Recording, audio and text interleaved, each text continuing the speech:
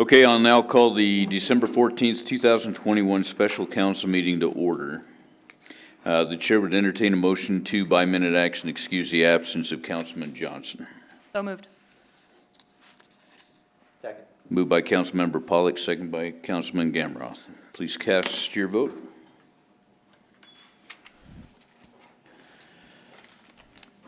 And please record the vote. All right.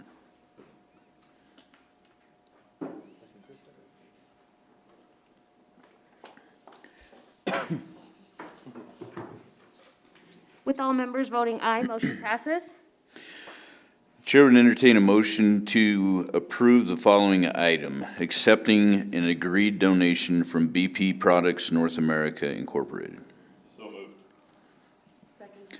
Moved by Councilman Nell, second by Councilwoman Engebretson. Please cast your vote. Please record the vote. With all members voting aye, motion passes. The chair would entertain a motion to adjourn. So moved. Second. Moved by Councilmember Pollock, second by Councilwoman Engebretson. Please cast your vote.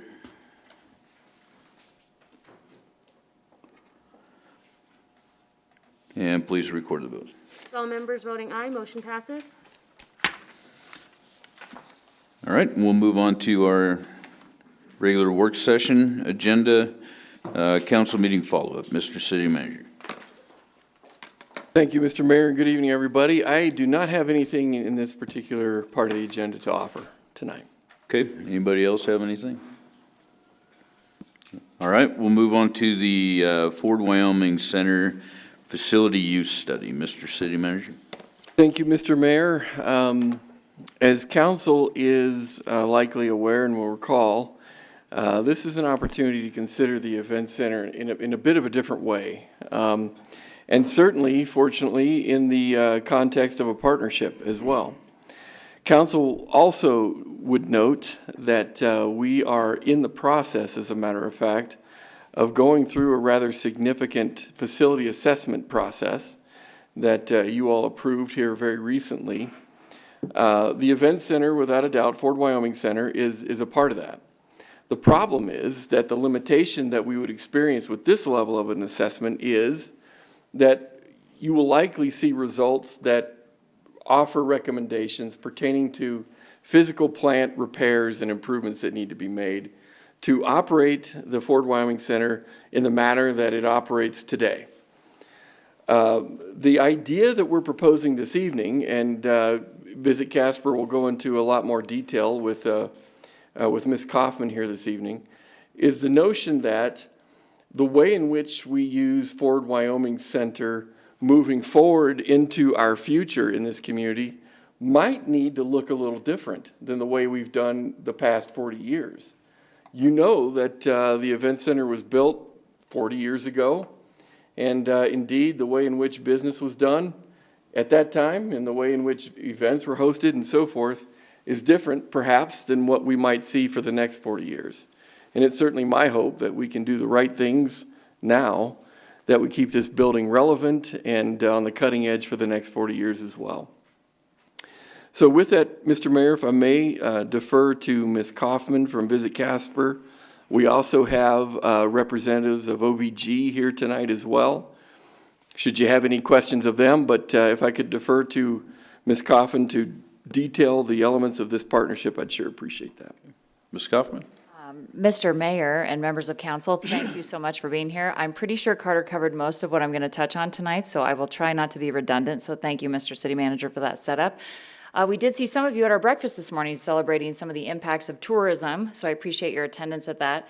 We did talk a lot about the Ford Wyoming Center because it is a critical piece of our economy and specifically even the tourism economy. So tonight I'm going to talk about two different things. I was in front of you maybe 6 months ago to talk about the 40-year anniversary of the Ford Wyoming Center and to ask for your financial support on a program for 2022. We have kicked that off, so I'm going to talk a little bit about the results of that. And then I know we probably have press watching YouTube. So today, for the first time, we're going to talk about the economic impact of all of the events at the Ford Wyoming Center. So it's a number that nobody's really been ever able to get to at this point. So I am going to share that today at council, which is really exciting for us. And then 3, I want to close it out with, yes, we'd like to propose a partnership with the city, Spectra, and Visit Casper to reimagine, I guess would be a good way to say, what the event center could do for this community from an economic perspective in the future. So if we could, I'm just going to follow along with PowerPoint. You know that the 40-year anniversary is next year.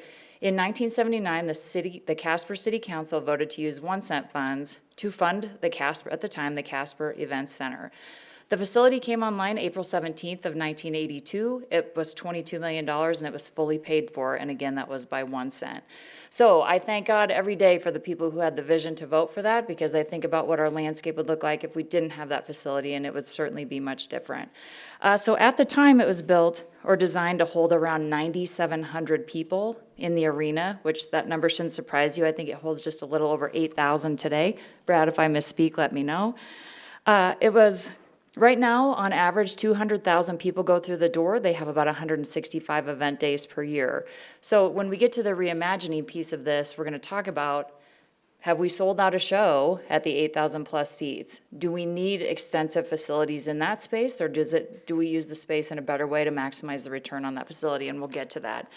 But one of the things that we did to set this 40-year anniversary up is we said at the beginning of this, before the anniversary, we want to measure sentiment.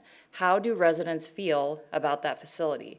At the end of 2022, when we're done with that campaign, we're going to measure sentiment again and see if we've moved the needle. So it just so happened I got really lucky, and the results of that first sentiment study are in. So if you guys will give me the pleasure, I would like to walk you through what residents think of the facility. Everybody feel good about that? I think you'll be delighted. So quickly, this is the logo that we did design for the 40-year anniversary. So obviously everyone knows there's been a name change, right? The year before that we had a big milestone anniversary. So Ford was very generous with us and gave us the opportunity just to say 40 years of entertaining Wyoming and include both. So that's what you're going to see in 2022. So also, I did have the opportunity to walk through this with some staff before. So Jolene asked also about demographics of this. We did not ask for demographic information. We just asked if they lived in Natrona County to help set a guidepost. So that's why you're not seeing age, race, male, female, all that great stuff. So let's go ahead and get started. So if you look at, obviously, a huge percentage of people, 94% of the people who participated in the survey said they live in our area. And if you hear my papers, forgive me, I just want to be able to quote the numbers. 87% of people who were surveyed said that they do attend events at the Casper, or at the Ford Wyoming Center. So if they don't, and this subsection was very small, so out of the 500 plus people who participated in this, this actually narrowed down to 60 people who replied and said these are the reasons that they do not attend events.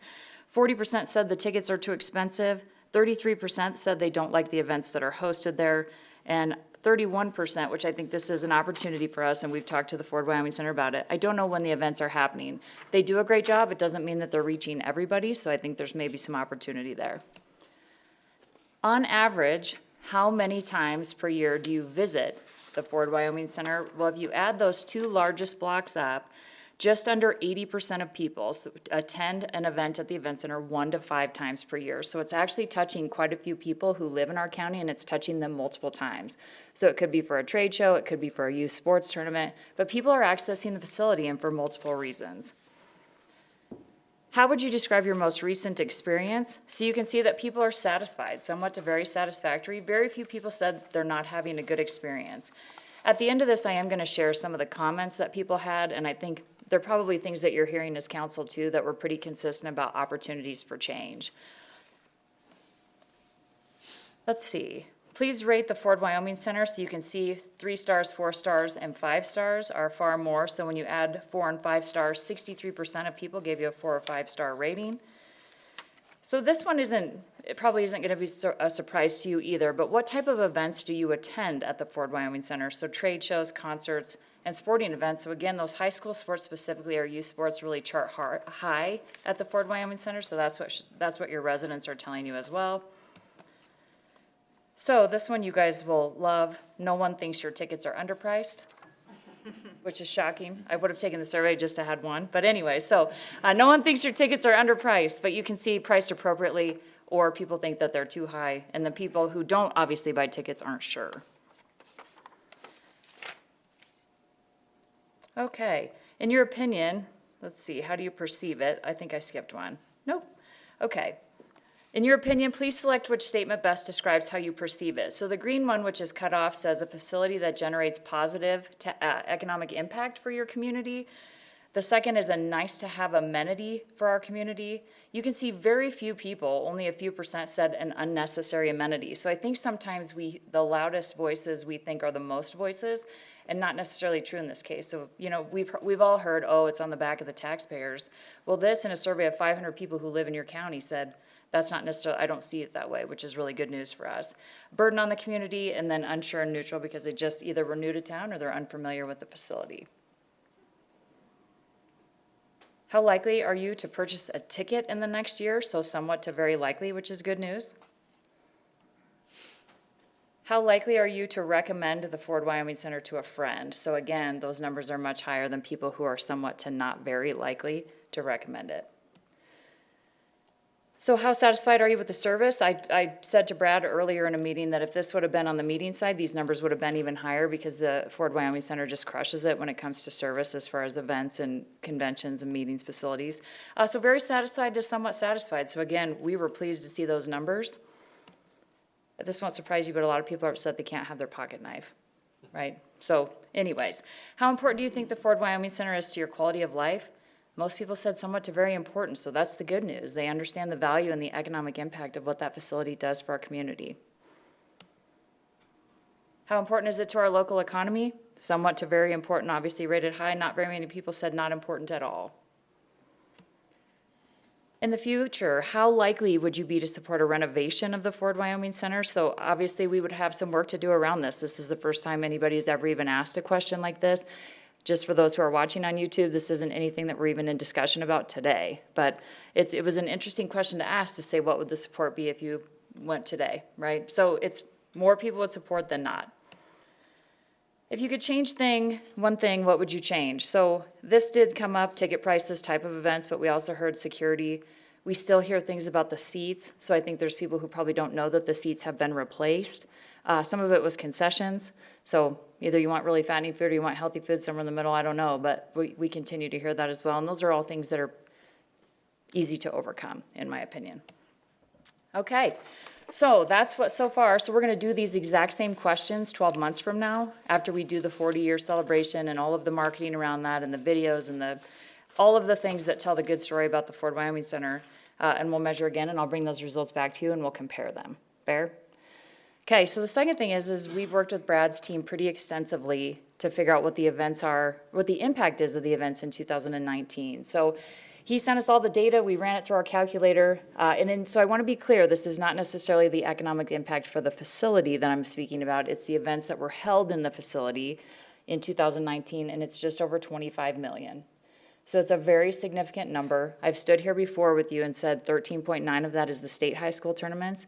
If you attended the breakfast this morning, you know that youth sports for us is a win every time, and it's a continued opportunity. And we have a real opportunity to protect our leadership position in youth sports, which is critical. So you can see across the board, and I didn't bring this for distribution, but as you look at what people spend in accommodations, retail, food and beverage, transportation, entertainment, this facility is a real driver in a way that probably no other facility in our county really is. So I know that every time I stand up here, I feel like I'm stressing or advocating for this place, but it's because it's important to quality of life, residents understand it, and it's critical to our tourism economy as well. So those are a new number for there. So that's why I am here tonight, is I have been working with Spectra and some city staff to say maybe the mix needs to look different. So when we look at demand for the Ford Wyoming Center, I don't think it's a surprise that we haven't really sold out a show there in a long time, right? So it was built for 10,000 people. Maybe that's not what it necessarily needs to be going forward. I don't know what it needs to be.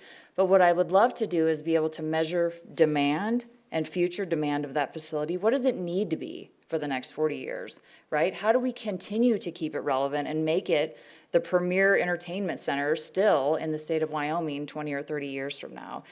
So what I'm proposing is I'd like to do a study that measures what does future demand look like, what types of business, where do they come from, what do they generate? And then what I'd like to do is work with another, in phase 2, a piece of this that says, here's the 4 walls of the Ford Wyoming Center, and here's the new programming of the future. How does it fit in the facility that you have? So obviously, when it was built, structurally, it's a beast. So there's things that cannot change about the facility, we know that.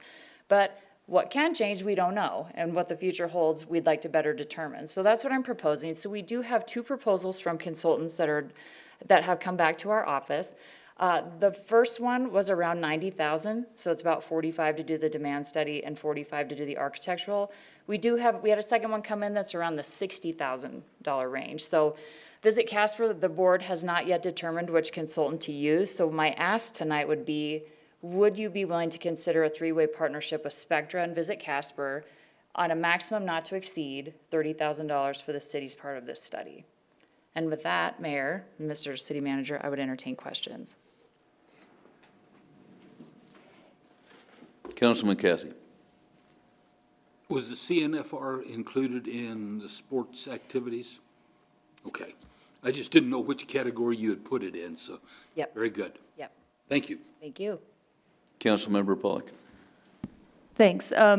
This may be a question that you can't answer, but I'm just curious if I definitely am excited about the study. I think that there's no point in spending money to maintain a building if we're not also thinking about future relevance of that building. A perfectly maintained building that doesn't meet the needs of the community is not all that useful to us. So I'm excited about the prospect. I'm excited that we're talking about this, but to kind of you're living this all the time and what demand looks like there. If you had to guess what some of the things that might come back on this study would be, what are some things that even in just your own experience where that facility, if you could change a few things, it might meet the demand that you're seeing better?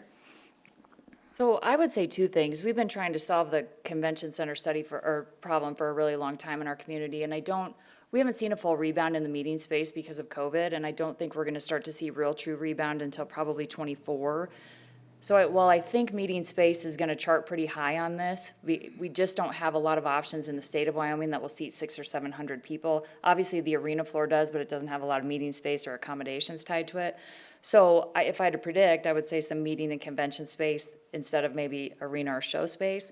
But the other thing that's really on my mind, and we talk a lot about this in our office, especially because youth sports is critical, is what would it look like if there was a campus of facilities potentially up by the Ford Wyoming Center, to where right now the facility will do 4 courts, right? But 4 courts isn't enough for me to sell a regional tournament.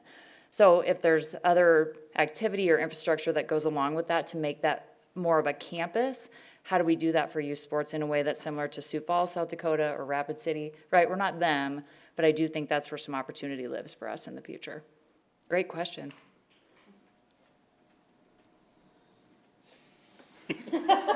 He had to. Councilman Gamroth. I always wonder if I can distill what's going on up here into something you guys are going to be able to understand.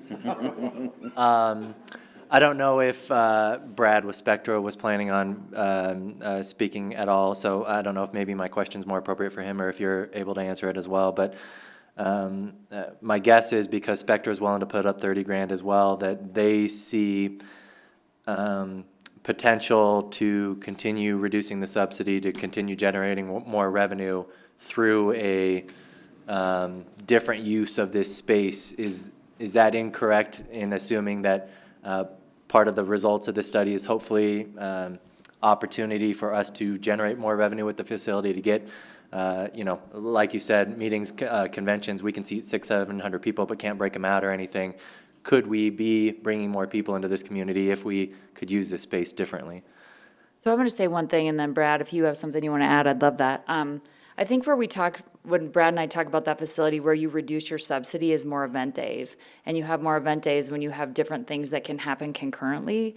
And that's why when we talk about a campus kind of opportunity or what that might look like, that gives you multiple event days or, 2 or 3 events that happen at the same time, which is where that really starts to generate. So that doesn't really address maybe the question about what the mix of event is, but it certainly increases capacity for different things. And then you can diversify a little bit too, so your risk is less because we're not always reliant on a show that's going to sell out 10,000. We've got a sports tournament, and then we've got a small meeting, and then we've got, a rehearsal for this or whatever it is. So I think, Kyle, that's where it makes sense. But Brad, if you have something.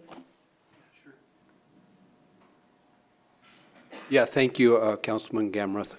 Diversity is the key.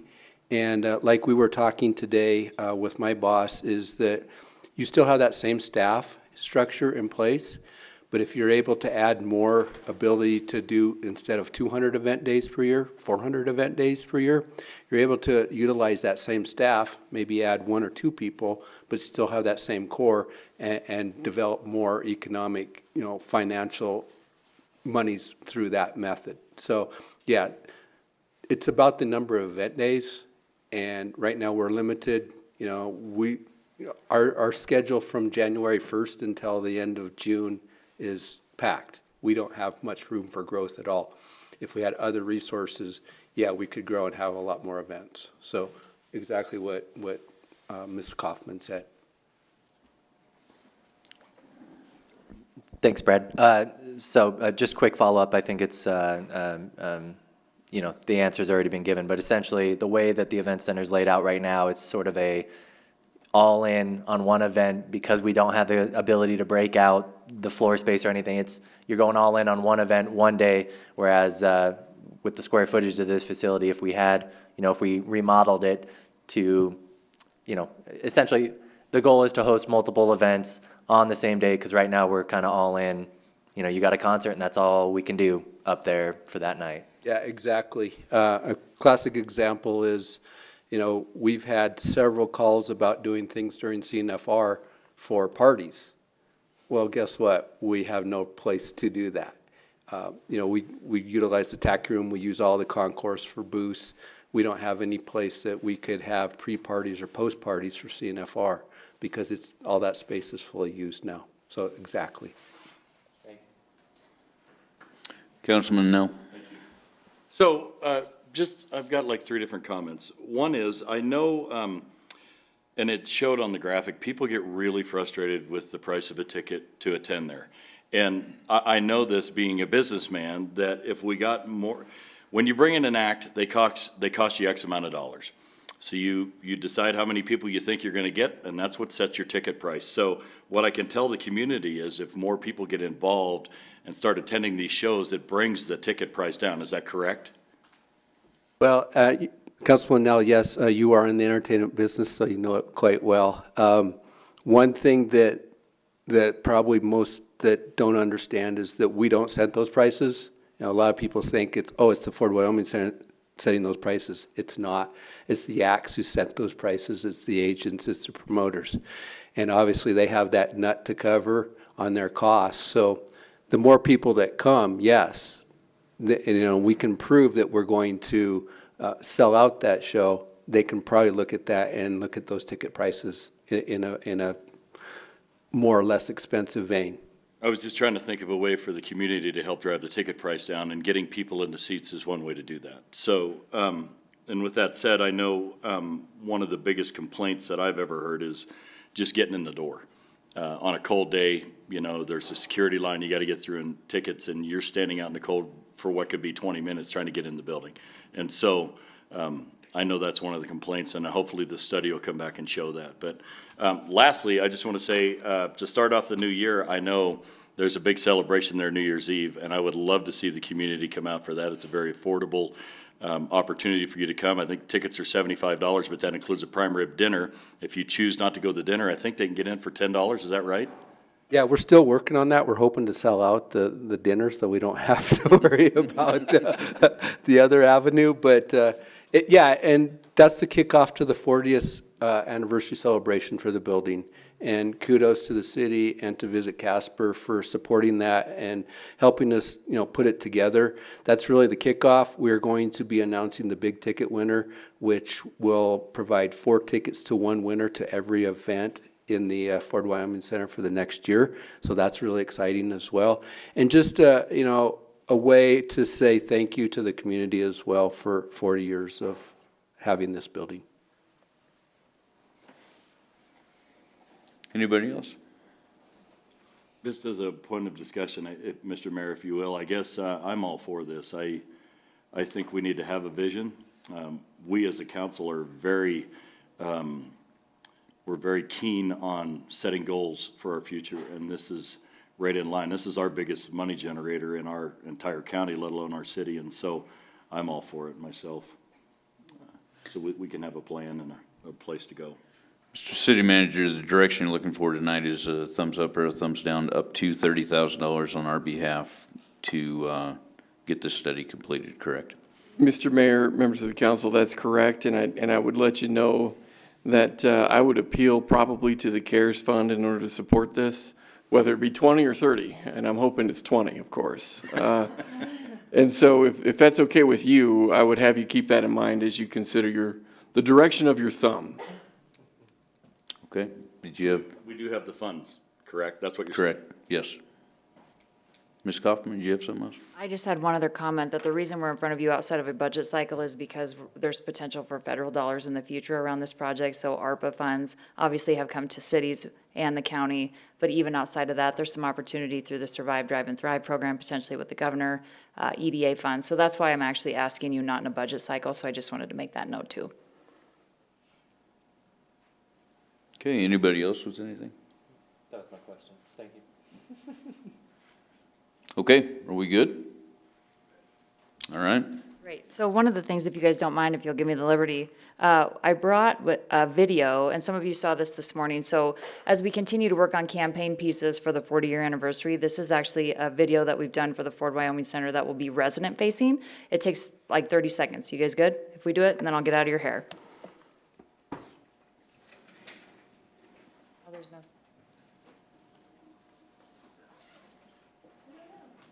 We're gonna get the sound. It's better with sound. I saw it this morning.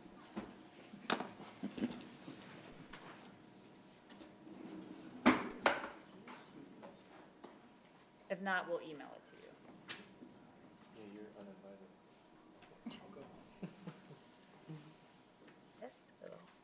I just had it turned it on.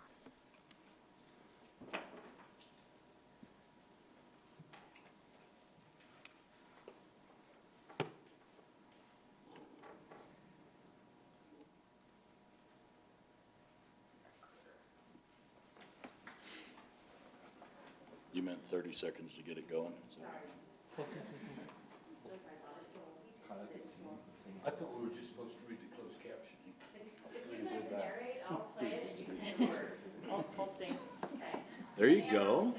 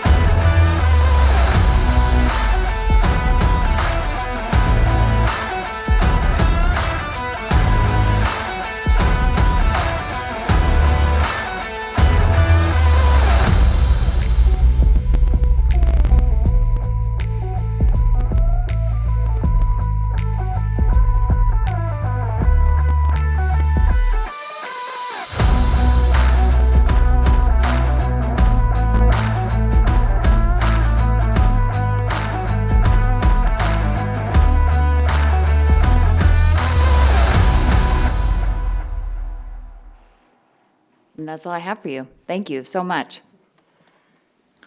Thank you.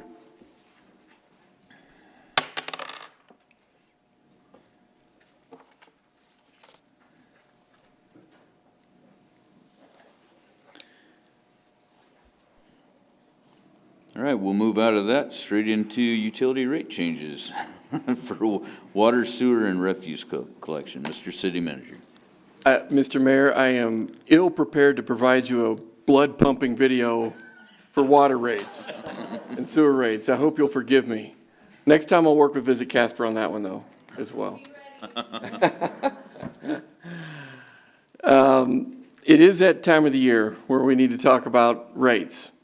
And as you all know, we typically do that on sort of a biennium basis, if you will. We also visit on an interim basis also to kind of keep you up to speed with the pro forma of the various enterprise funds that you manage as sort of the board of directors of these business entities, if you will. The business entities that we're talking about tonight is sewer, the sewer fund, the water fund, and the bailiff and refuse funds as well. We won't be going into a lot of detail as it relates to the regional water plant, in that that's a separate enterprise, and to a larger degree as well, we also will not be going into the wastewater treatment plant, as that's kind of an autonomous, if you will, fund also. But these all have inextricable connections with each, and we'll try to connect that dot also tonight.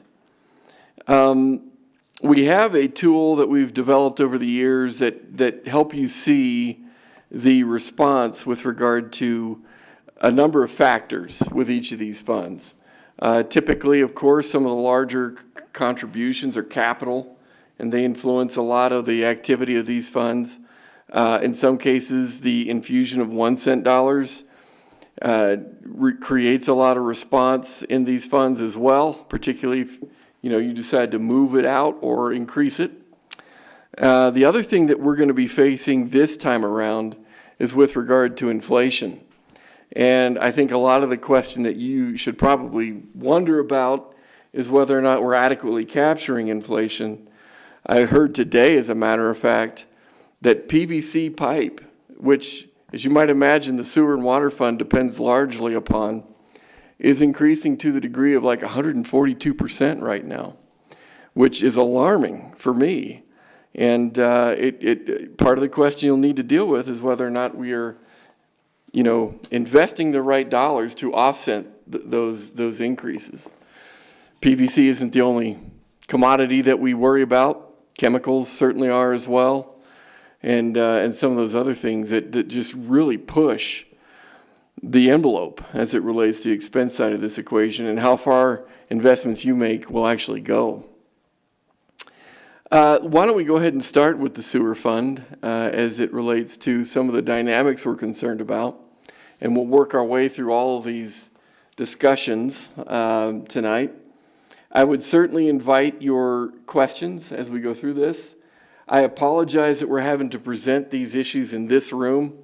This room is probably the worst room that we have to go through some of the detail that you need to follow as it relates to some of these numbers and these input factors and everything else. But please work with me, as some of this will be a little awkward, given that you probably can't see those figures all that well, and I would be one of them, because I cannot tell exactly what those figures look like from this vantage point.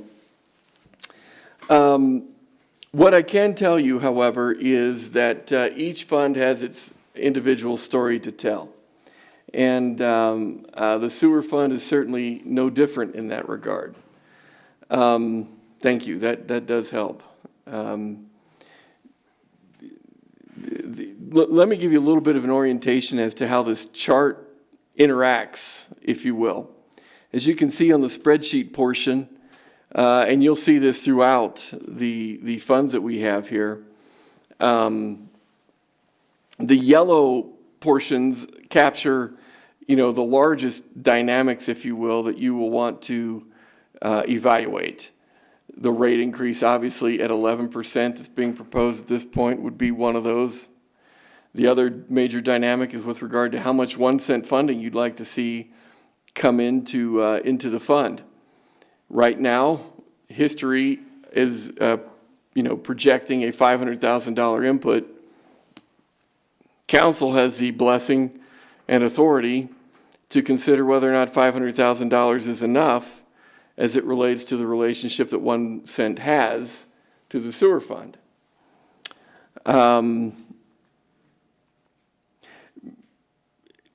As we transition to the top portion here and look at the curves that respond to the spreadsheet below, let me give you just a couple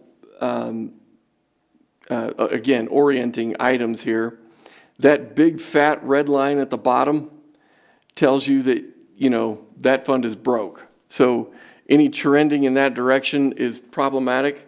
Certainly as you start to cross the black line, because indeed that black line is the demarcation of your reserves. So if you see lines, that behavioral line, which is the blue line, proceed past the black line, beware that you are operating in the reserve, okay? We tried to incorporate, over the years, tried to incorporate the existence of this green line on your horizon here so that you can see what an ideal operating condition for the fund would look like. It really is just a point of reference. We try to use the green line as a safe zone in relation to the black line. And that's about a 10% cushion. But again, it's not a policy directive. It really is just a feel for what the buffer looks like and how that blue line is engaging with your buffer. Again, it does not eliminate the importance of that black line nor the red line by any means, but rather gives you some space to feel comfortable in, your comfort zone, if you will. The sewer fund is an interesting fund. It's responsible for the distribution, in my terms, of your sewage to the plant. The community sewage, this fund manages its transport to the plant. And so, as I mentioned earlier, pipe is a big part of what you do here, but it's not all that you deal with. You deal with pumps, and of course we use this fund to try to pay for elements of the plant that we are assessed. Given that we have a large sort of customer responsibility for the operation and the cost of the plant. We're one of the largest customers there. We are proposing an 11% increase for the next 2 years. One of the largest culprits with regard to this proposal is with respect to some of the inflationary situations that we're facing right now.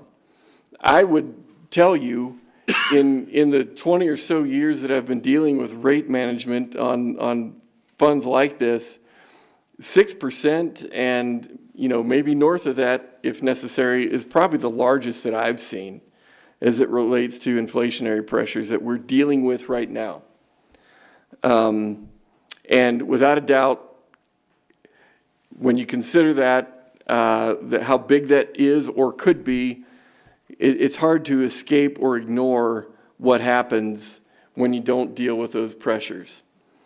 Just to give you a feel for that, I would suggest that we mark the rate of increase that's being proposed, say in half, and you can see what it does to the curve.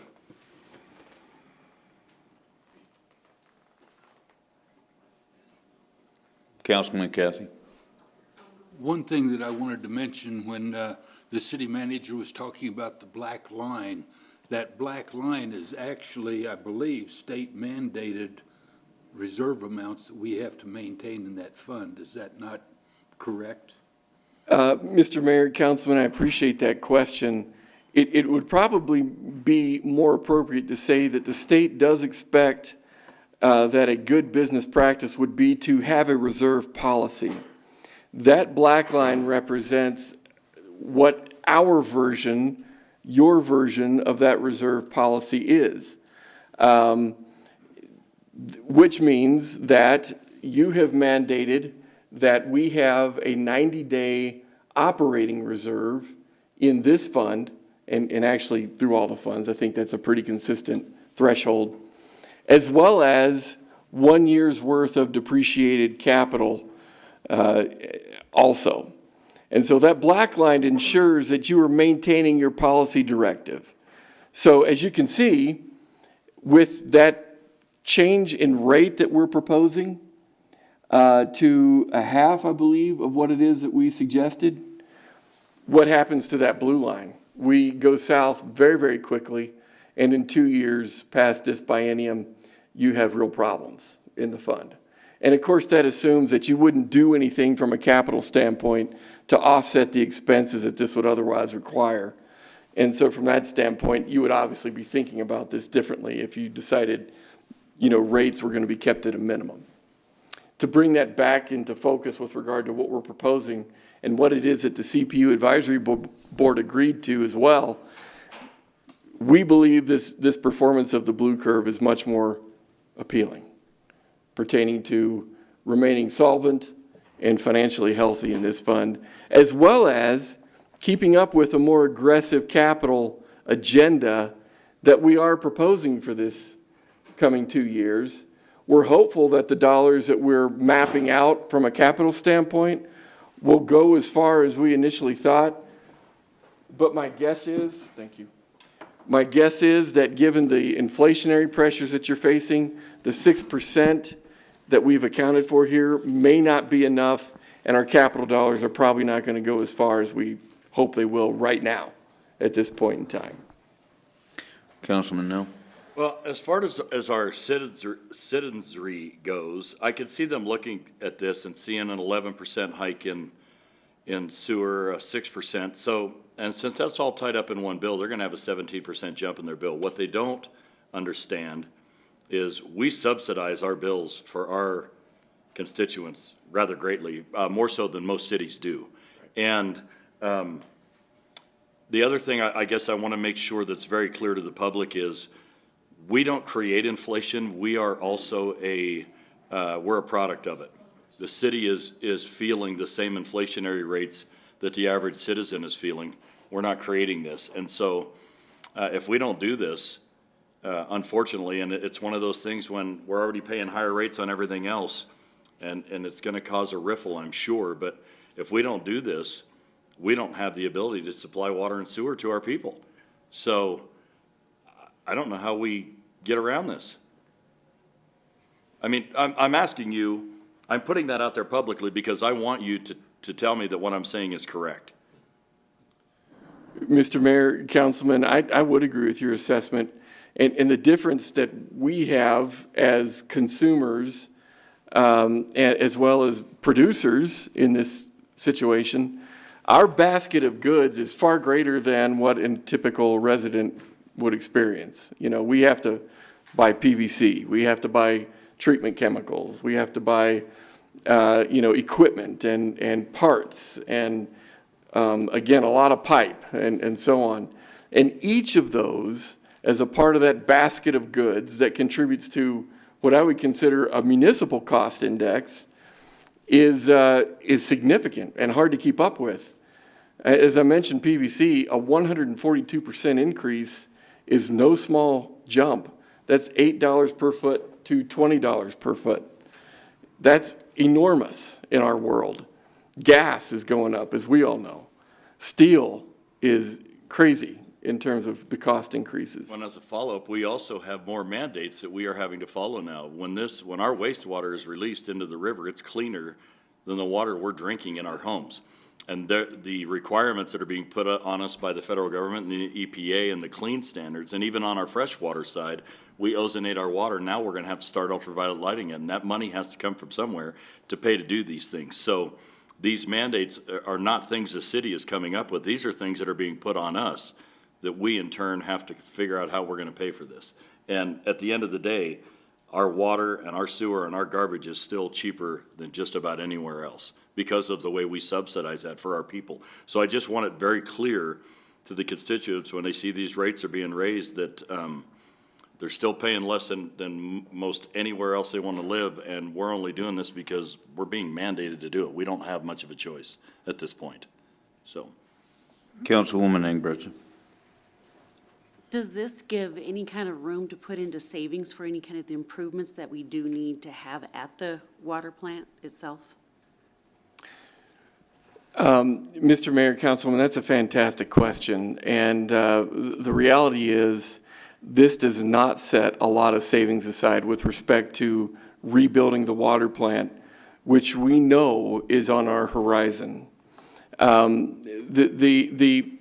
In fairness, however, the means by which the plant would be rebuilt is not Casper's alone to bear. Each of us are regional customers, if you will, to the plant, the wastewater plant, just like on the water plant side. I mean, very, very similar. And so while we talk about rebuilding that plant, we know it's on our horizon. It's not something that Casper and the respective citizens have to deal with by themselves, but that doesn't make the bill any smaller for all of us to consider. Councilman Cathy. Something that I wanted to mention, and excuse me, and the city manager just mentioned it as well, is that the Sam Hobbs wastewater treatment plant is a separate entity from what you're looking at here. This is our pipes getting our sewage to the plant.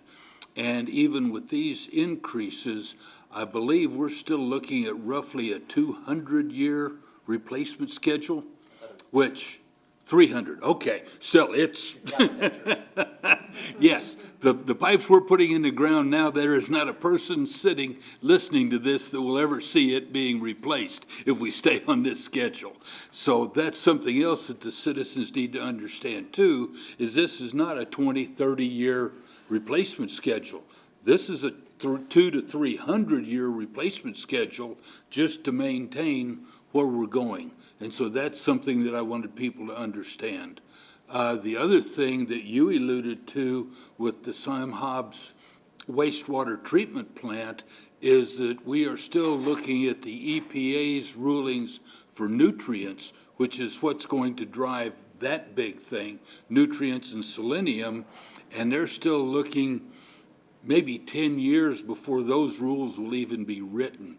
So again, are we willing to start putting money away at 0.5% interest for 10 years, or are we better off to be spending the money now, replacing this, and then when that does need to come about, we come up with bonds or special taxes or, you know, like, or 6 cents or something like that. So that is several years down the road yet once the EPA finally gets their act together and decides what they're going to do from an effluent standpoint, which that's been going on and being talked about.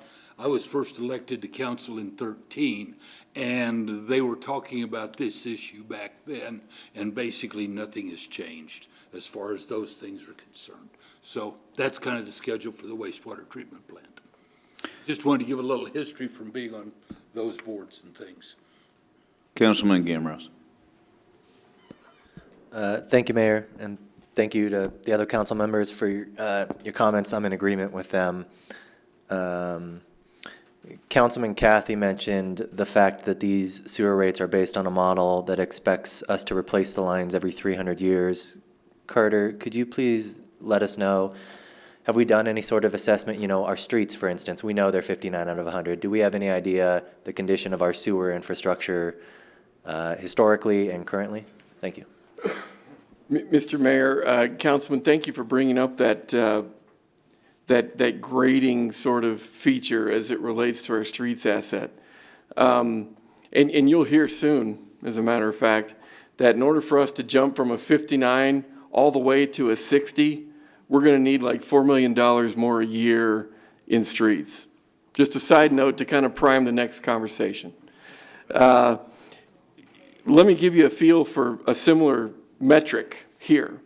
I don't think that the 300 years rotation, if you will, for each segment of our sewer system is a whole lot different than what we're considering on the street side of this, on this conversation. In order for us to jump from 300 years to, say, 250 years as a replacement scheme, we would need an additional $250,000 put into capital, assuming that $250,000 will go as far as we think it might today over the next 2 years, depending again on those inflationary pressures. And so that's probably as close as I can come to answering that question, Councilman. I don't think that cities and towns throughout the country have that different of a metric than we do as it relates to replacing sewer line and water line. I don't think 300 years or 250 years is all that ambitious. I don't think it's all that aggressive either. Would we be better if we had 100 years, to kind of anticipate that replacement schedule? Absolutely. But I don't think it's too different than what the rest of the country is doing right now.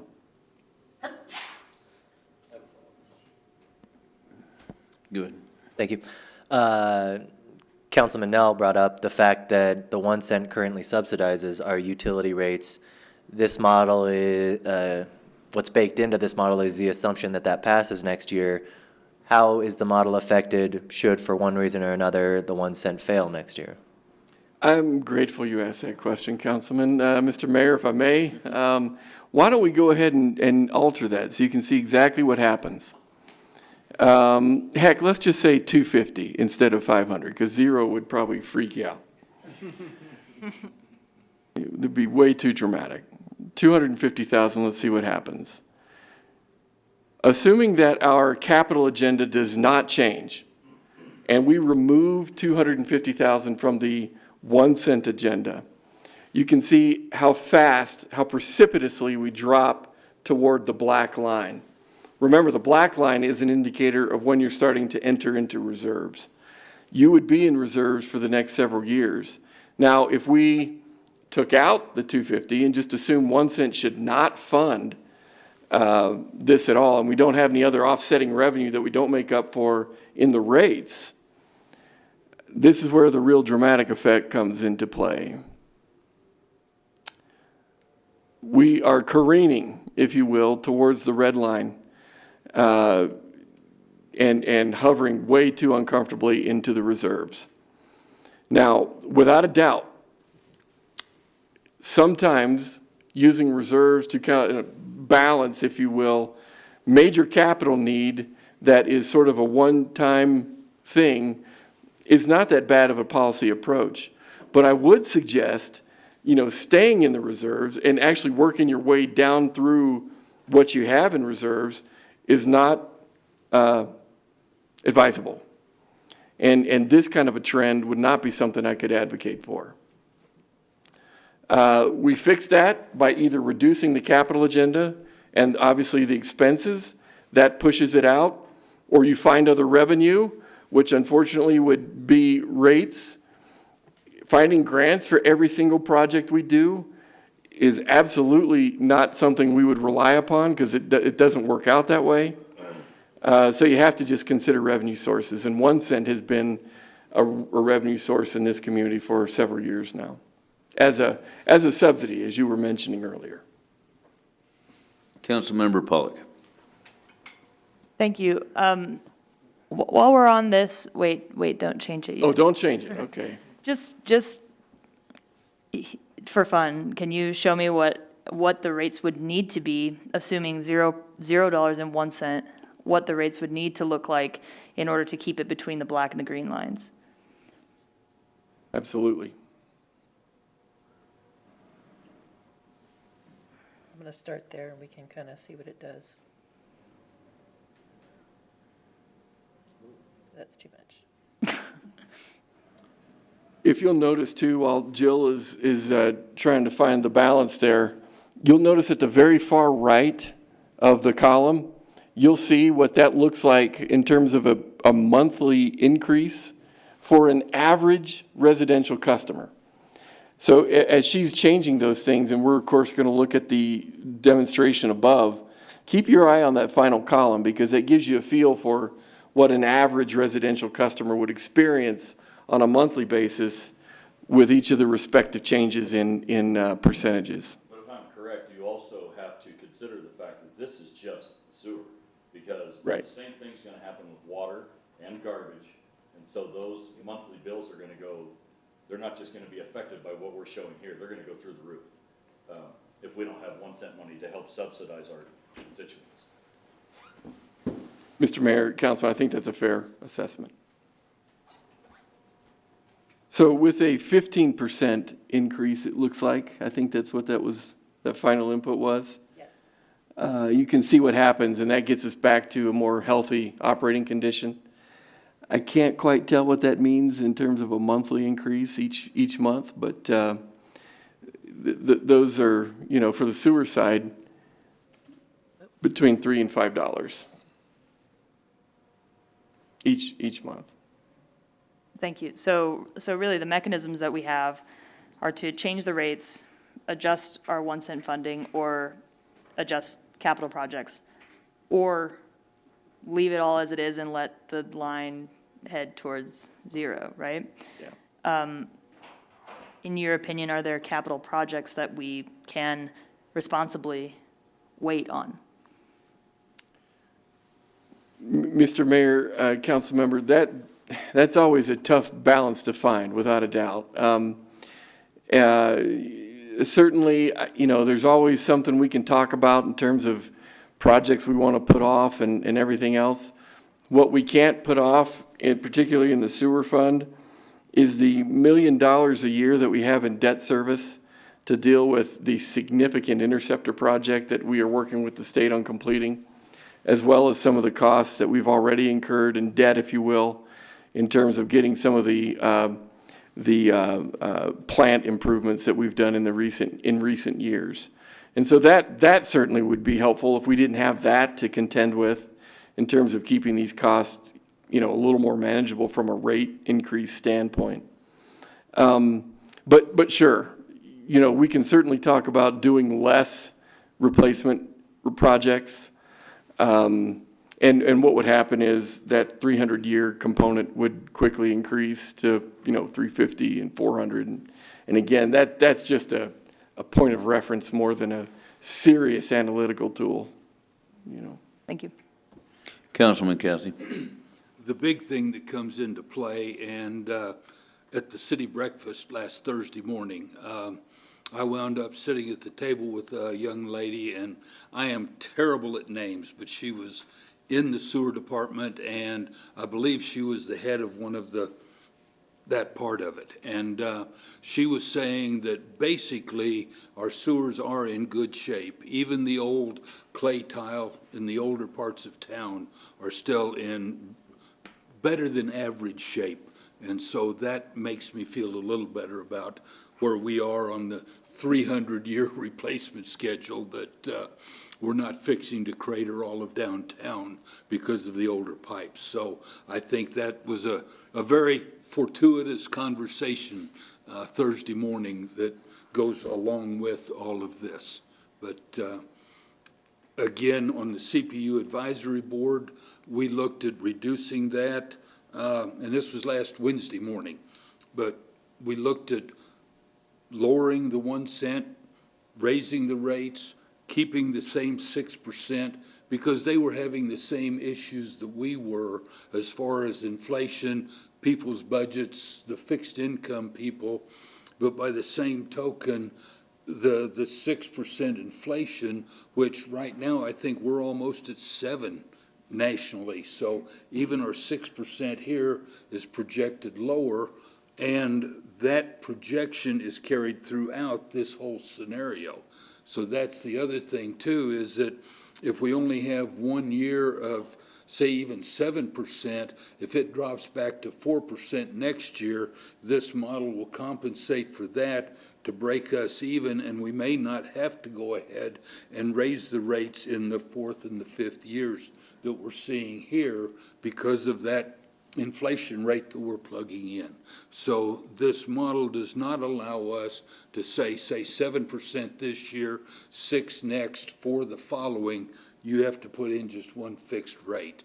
And again, if this looks, because we will review this at this time next year, and if we feel this model is out of whack, we can then back off on that 11% rate increase next year even. So there is some leeway there as well. But I guess based on our conversation from the advisory committee or board, a little bit concerned about lowering it from the 11%, that we don't get behind the curve too much and then have to turn around and put in a 15 or 20% rate increase next year. So that's the word from the board as well. Mr. Mayor, one of the other factors that you will see throughout the rest of these funds, we are not anticipating a lot of network growth, which means that if we were anticipating more network growth, we'd be able to spread our costs across a broader base of utility rate payers. So from that standpoint, it's fairly conservative. We're anticipating maybe a 0.5% network growth that, again, would bring more utility rate payers to the table. I really don't anticipate that we're going to see more than that over the next couple of years, unfortunately. And so that's the sewer fund, Mr. Mayor. Unless there's any other questions, we'll reset what our recommendation is here before we leave so you can get one final look at what the proposal is as we brought it forward. Again, if council would like to see, more dollars spent in 1%, these are the kinds of discussions to have. I think as we balance these conversations against the streets discussion, which is next, you'll get a more comprehensive picture as to how these factors work together. Let's go ahead and move to water, however, if we could.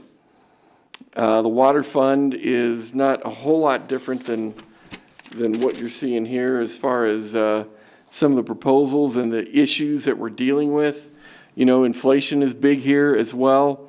This is a much bigger fund, however, but there's also quite a bit of significantly different investment from 1 cent into this fund.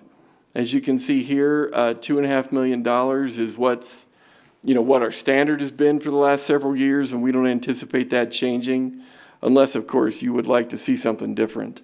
The 6% increase here is really a reaction, if you will, to inflation, as well as what we anticipate by way of a rate increase from the regional water folks. We don't want them to raise water rates, as much as we are one of the largest consumers of their product. However, it's probably inevitable, given that they're dealing with a lot of the features that we're dealing with as managers of this distribution system. You can see also there that there's a $12 million entry on that particular column, sort of a one-time revenue adjustment column. We're anticipating the need for the reconstruction of a major water tank here in our community, and we do believe that it's going to take $12 million to do. We're hopeful that we can get a grant that will offset a lot of that, but that does mean that the match component will need to be generated through this fund or by some other means. And so you do see here a grant anticipation of about 65%, 67%, and then 33% that would be generated through either rates or some other infusion of dollars. To look at your fund here from a performance standpoint, we're anticipating a $2 to $3 increase each month, if I can see that correctly. The performance looks like this, however. Let's go ahead and scroll up. this is a pretty healthy fund, and there has been times where we have not increased the rates a whole lot, given a lot of the reserves that are in this fund right now. You can see that being dropped, of course, that cash balance, if you will, with respect to a lot of the capital that we deal with in this fund. However, let's take a look at what happens if we chop the rates in half, for example, that we're proposing. If you decided you want to drop to 3, for example, over the next several years, here's what you anticipate, or you can anticipate by way of the fund's health.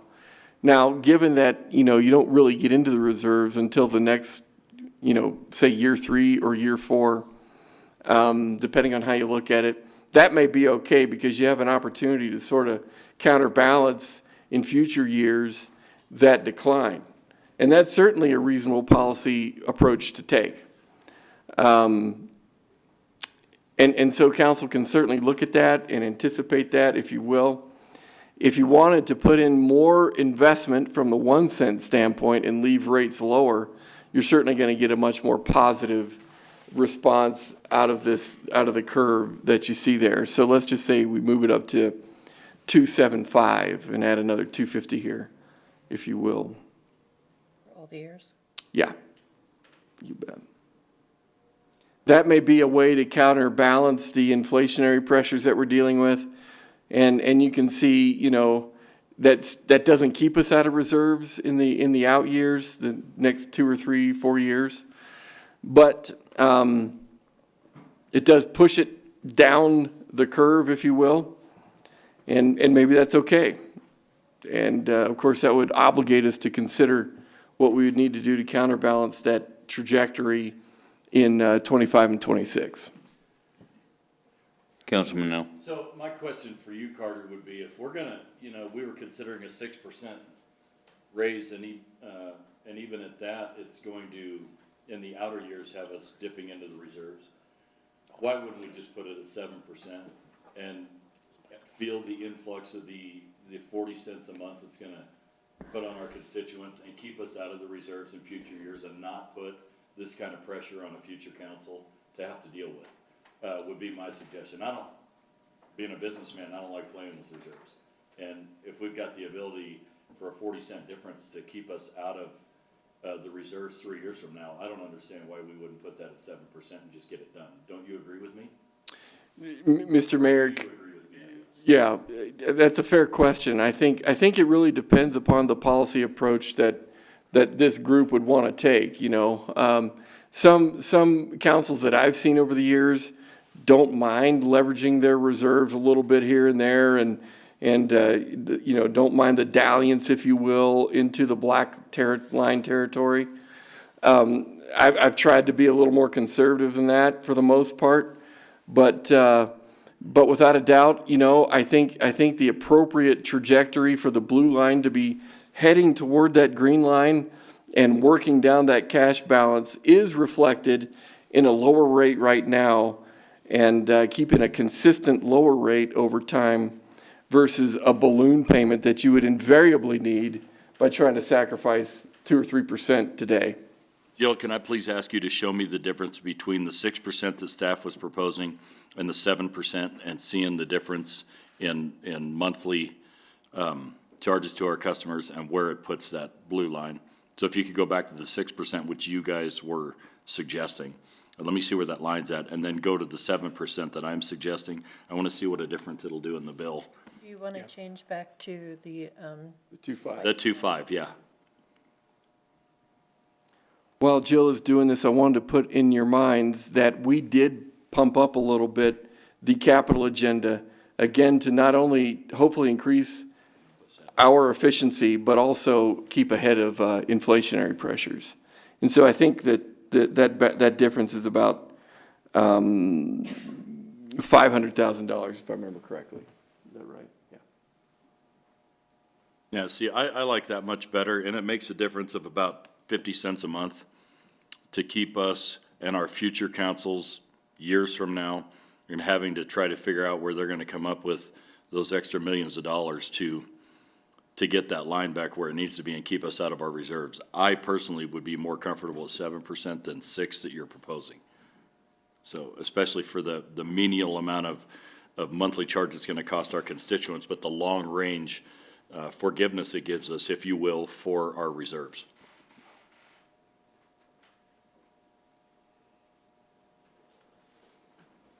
Councilwoman Ingebretson. I'm hesitant of adding more of our 1 cent funds to any of this, just due to the fact that it simply does not cover everything that we need just to begin with. And so if we keep pouring more of the 1 cent into this, then we are not going to have 1 cent available for all the other projects that we need to have it for. So I don't want to add more 1 cent into this because we already don't have enough money. Carter, that wasn't 1% money I was proposing though, correct? Mr. Mayor, Councilman, that's right. The 7% versus the 6% is just simply the rate balance. Correct. Yep. 1% would not be altered by that. Councilman Gamros. Thank you, Mayor.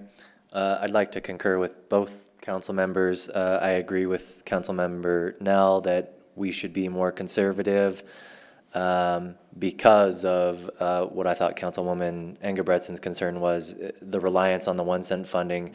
I know it's passed since 1974. Is that when it is?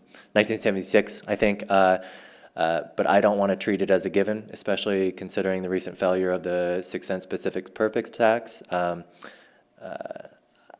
It worries me that we're leaning so heavily on 1 cent funding to subsidize these rates. I don't think many people in the community, I think very few people in the community know it. And because they don't know that, they may go to the polls next year when we are looking at renewing the 1 cent and be misinformed at the polls. And so I would hate to see the 1 cent fail next year and then us have to have this discussion in 23 about doing a 15% increase because we don't have the 1 cent anymore. That would be a concern of mine. And so I would like us to be very conservative, be safe with our rate increase, as Councilman Nell suggested, maybe going up to 7% just to create a bigger buffer so that, if for, again, one reason or another 1 cent fails, we're in a less worse position. We're going to be in a bad spot, but I'd like us to be in a little bit, not as bad of a spot. Just preparing a little bit for the future. I don't want to treat the 1 cent as a given at this point. And so I would like to see us get a little bit less reliant on it for these sorts of funds. Thank you. Vice Mayor Pacheco. Thank you. I understand where Councilman Gamroth's coming from, but I feel pretty confident with the 1 cent funding. And the reason I say that we've been passing it since middle 76, 77, with relatively 70 to 80% passage. And I would say that the 6 cent that we just tried, or the 6 cent that we just tried, is very different than the one that we're going to be doing in a year. And so I feel pretty strong about how we focus with the 1 cent, how we educate the community, and so forth. And so I feel really strong with 1 cent funding, and the support in the community is very vast. And so but I understand where Councilman Gamroth's coming from in that sense. And so I guess my rebuttal on that is just, I feel very good about 1 cent funding, and I feel good that we shouldn't take it for granted, but I also know there's a wide support for it. Mr. Mayor, if I could add a point of clarification with respect to this fund, and it just dawned on me that we probably ought to be aware of this. The one-time revenue adjustment there indicates a $12 million shot in the arm. My understanding was that project cost $12 million, but it was only a 67-33 split. And so I think to be more appropriate with regard to what would more than likely happen, we need to adjust that revenue down by $3 million or so. Is that right, Andrew? Without outside sources? Come on up. Don't be shy.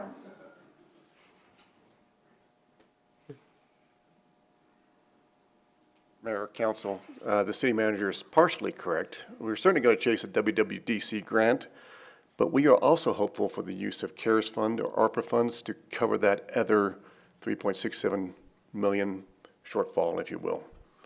Otherwise, you're absolutely right, that will have to come out of debt service or some other revenue source.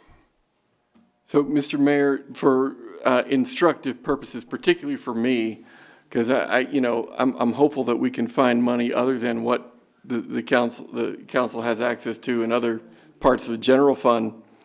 Let's see what happens when we reduce that by the third that we may not get from other sources to the health of the fund here. It would actually be 8.4. That's not it. There we go. So if indeed we are successful in receiving the WWC grant without another revenue source for the matching component, that obligation would fall to this fund, and this is what it would look like, okay? So we will know more, obviously, next year as to how that looks. You'll have that question in advance as it relates to where that match should come from. And if the fund is going to take up that match on its own, then we certainly need to look at rates in order to perpetuate a more ideal operating condition for this fund than what you see here. Okay? So just a little food for thought, because, in probably a year's time, we're going to need to have this conversation as to where that match component should come from, because we really can't not do that rebuild of that tank. Vice Mayor Pacheco. So my question, I guess, for you, Carter, is, so not a proposal, but the possibility of moving it to 7%, is staff recommendation would be to keep it at 6% at this point? I know there was something here on the dais of a couple people saying moving it to a 7% raise. Would staff feel comfortable keeping it at 6%? Mr. Mayor, Mr. Vice Mayor, I think that the 7% proposal is reasonable, given the stated goals behind that 1% margin. Certainly, when you look at this condition, as it relates to the high possibility of this fund having to come up with that match component, the 7% is probably very needed at a minimum to start that counterbalancing effort from here until the time that we may want to avoid the blue curve entering into the reserve zone. So from that standpoint, I would say 7% is highly warranted. And of course, we need to have other conversations beyond that as well. Obviously, if you move that to a 6%, then the line's just going to drop. It'll continue to descend. That's exactly right. Yeah. Councilmember Pollock. Thank you. I originally, with the 12 million, the full 12 million in that cell, I felt pretty comfortable with the 6%. I generally don't feel too happy when we're operating or trending towards the green or above the green, because to me that means we've taken too much money then out of 1 cent or out of people's pockets. So, really trying to trend along, parallel to those lines. But with the uncertainty surrounding the match, I think it would make sense to up it just a little bit for the period of time that we're deciding on now, and then we can correct next year once we know the status of that match, we'll be able to make better choices for the years following, I think. Councilman Cathy. The one thing I would like to say is the 6 or the 7, I'm totally happy with. I agree with Councilman Nell and with the city manager's proposal. The one thing I would like to say, though, is I want to congratulate this council on not kicking the can down the road.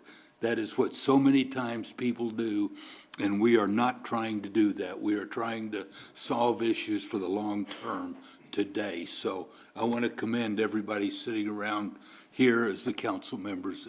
Thank you for going that route. Councilman Gamros.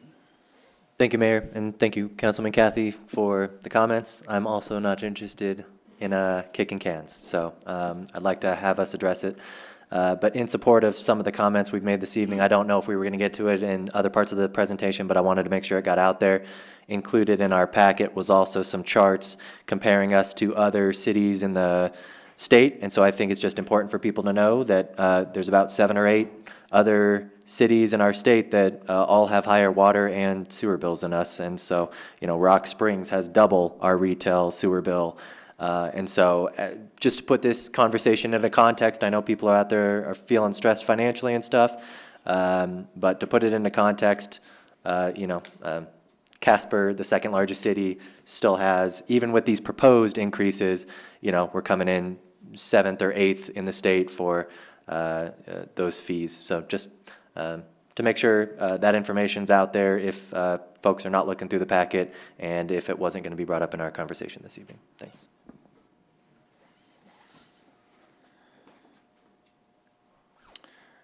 Mr. Mayor, I'm ready to move on to Balefill, if that's okay with the team here. Balefill and refuse have a different story. One of the things that I really, really appreciate about the Balefill Fund is the city of Casper is not the only customer to the Balefill enterprise.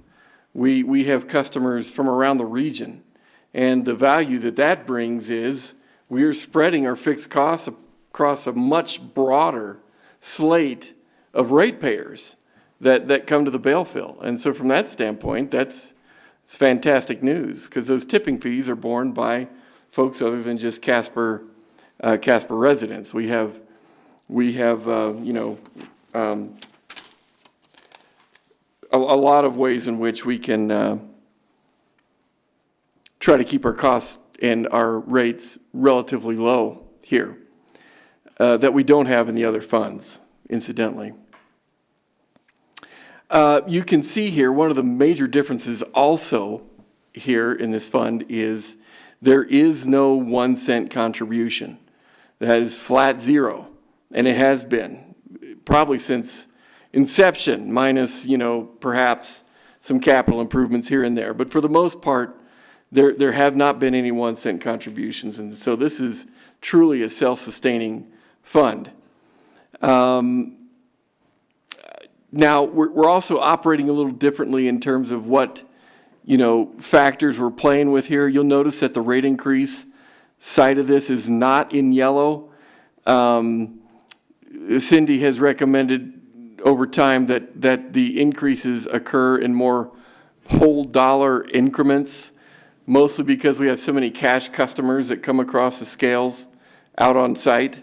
It makes it, significantly easier to serve our customers that way when we're dealing with, those kinds of dollars and cents figures. You can see here the proposal that we're suggesting is actually at $1 per month, per tipping fee, I should say, per tip, if you will, which brings that fee up to $54. Now, one of the things I want to bring to your attention that I think is really interesting, pursuant to Councilman Gamroth's comment here, the national average for landfill tipping fees like this is $55. Many parts of the country are more, some parts are less. The average is $55. The average in Wyoming, however, is quite a bit different. The average in Wyoming is actually a range. It's from $70 to $130 in Wyoming. And the reason that there is that disparity is because in a lot of counties or districts that operate landfills, they have property tax levies that feed into the revenue scheme that those operations are built around. We don't have that here because we don't have the opportunity to levy property taxes. That's not a city function.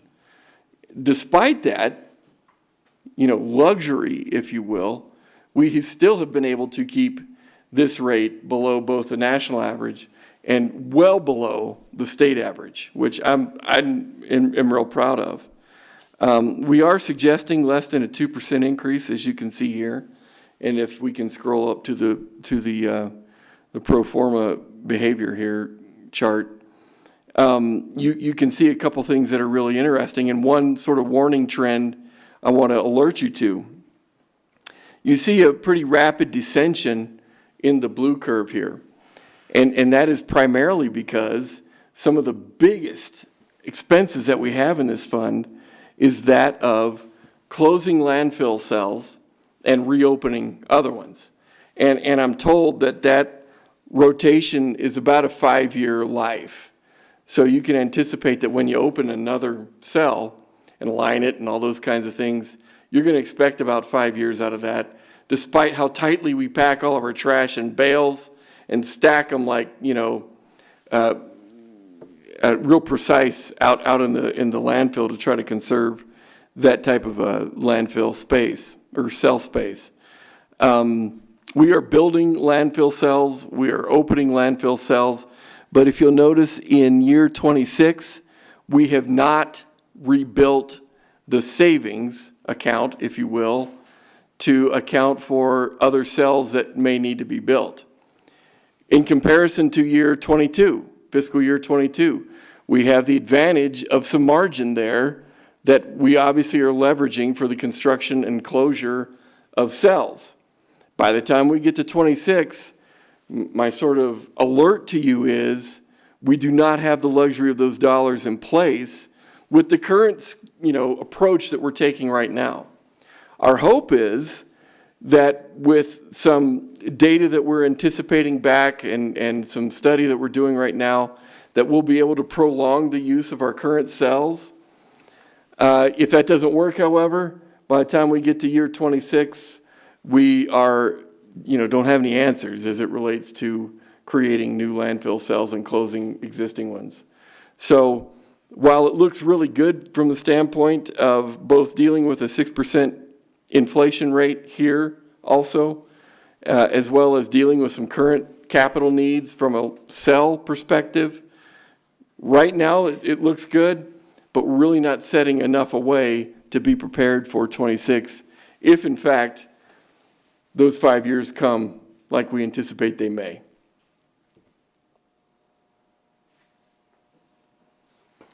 Councilwoman, question? So on that note, I'm a little bit confused about why the green line is where it is, because it seems to me from just a needs perspective that it might be sending the message that we're still operating above the green line, but when we get to 26, we're not actually operating with the kind of funds that we need to maintain our system. Mm-hmm. But am I wrong about that? Mr. Mayor, Councilwoman, I would say that we're probably a victim here of perspective as it relates to this fund. Now, without a doubt, I would probably need to defer to Jill and Cindy as it relates to some of the real detail as to what this looks like. But as you can see, the distance that the blue line would have to travel between the green and the black line is not that much, or at least it doesn't feel like it's that much. I would tell you you're right. It won't take much time for that blue line to dip right into the black, if in fact we don't do something early and consistently in order to prepare for the capital, because capital sucks up so much money here. The size of this fund is what's causing some of this distortion, I think, in comparison to what you're used to looking at. And that's why it seems like there's not much there. But the reality is the buffer from a percentage standpoint is the same across each fund. We try to give ourselves about a 10%, safety zone, if you will. Given the perspective that you have here, it's distorted in such a way that it looks like it's not that much. Jill, would you disagree, or Cindy, with any of that? It is a 10% buffer. Right. Okay. So just as a quick follow-up, in that case, would it be accurate to say that a decision based off of this recommendation right now might be a little bit of kicking the can down the road? Mr. Mayor, Councilwoman, I would have a hard time, completely disagreeing with that. I would say that, given that we could see an increase in activity here over the next year from the energy industry, which would have a dramatic impact on this fund particularly, we may find that the blue line will respond quite favorably to that.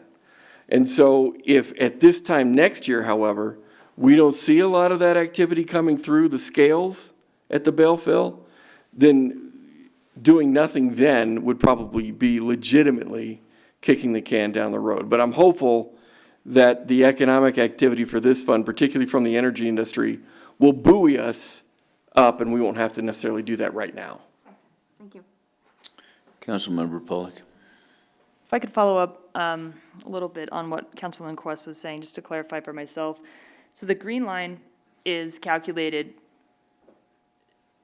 at 10% above the black line in all funds. That's correct. And it has no indication, or is not reflective of the actual like needs, expenses that we're like expecting in the fund above and beyond like where the sort of reserve threshold is. Is that correct? So these sound like recurring expenses, opening cells, closing cells, and we haven't, between the black and the green line, we're not really, we didn't set that based on like what we know some of those expenses are going to be for opening and closing cells on an ongoing basis. Mr. Mayor, council member, I would probably disagree with that just a little bit, because the reason you see the fund being so large here is because of the work we've done in past years to accommodate the construction of landfill cells. Because, you know, that's going to take $3 to $4 to $5 million right off the top. And so without having that margin in place, you know, your reserves don't last that long with those kinds of expenses. And so that's why I'm saying that blue line really needs to have a pretty healthy margin to not only the green line, but the black line for sure, because those capital expenses are just so significantly, proportionately high. Go ahead. So in this fund then, it would be possible that we would be operating, let's say, perfectly along the green line and not have enough money to keep ourselves out of reserves and take care of the cell projects and other projects that we need to, like the predictable ongoing sort of projects at the bale field. Mr. Mayor, council member, if we did not have to worry about the building and closing of landfill cells every 5 years, hovering around the green line would be absolutely fine. Hovering around closer to the black line would be absolutely fine, because the operations are pretty stable. But operations are only a portion of this particular fund because of that significant capital obligation that we have every 5 or so years. So then a more responsible approach in this fund would be to steer away from both the black and the green line and be relatively well above them. Mr. Mayor, council member, unless we're willing to bank on the notion that we can get a grant every time we want to build and close a landfill cell, and certainly Cindy can speak to that way, way better than I, you're correct. Thank you. Councilman Cathy. In reality, what that blue line should ultimately do is in year zero, when we just closed or opened a landfill, the blue line ought to be on the green line. Over the next 5 years, it ought to go up, and then it ought to drop again, so it ought to look like a sawtooth. Is that a reasonable assessment? Mr. Mayor, Councilman, I would exactly say that that's what the trend is we ought to be building. Yep. And along those same lines, isn't part of the reason all of these funds have had such a large reserve back in the beginnings wasn't it about 2.5 years ago or 3 when we first started into all of the downturns, we went from a 6-month to a 3-month reserve level? Mr. Mayor, I think that's a fair statement too. The 90-day policy, if you will, reserve policy, has been fairly recent for these two funds, bale fill and refuse, and you'll see that more profoundly on the refuse side than the bale fill. But yeah, I think that's correct. I was thinking back in the, 13 to 16 range, that we were carrying 180-day reserve, and then in the 2.5 years I was absent, it dropped to the 90-day to try to save some on the rate increases and things. So I think that's part of the reason on all of these funds. And I notice Councilman Johnson nodding his head, yes. So yeah, that's something that most of the rest of us don't know either from the historical standpoint, is why that number has been so big on all of these. And so we've been spending those down over the last few years. The other thing is a follow-up then I would like to ask, and I know you said the dollar increments, how much of a pain would it be to go to, say, 50-cent increases? So instead of either 1 or 2, to have like $1.50 or 2.50 in there someplace to try to get that. Yeah, well, you can see what just $1.50, and yeah, and that starts bringing it back up to where you can start accumulating. Basically, our line should be increasing back in 24 to be able to account for that cell opening in 25, 26. And we're still going down, so we're actually, even in that year, going the opposite direction, aren't we? When is the next cell opening, closing due? Mr. Mayor, do you mind if I invite Cindy up to address that more specifically? Good. Thank you.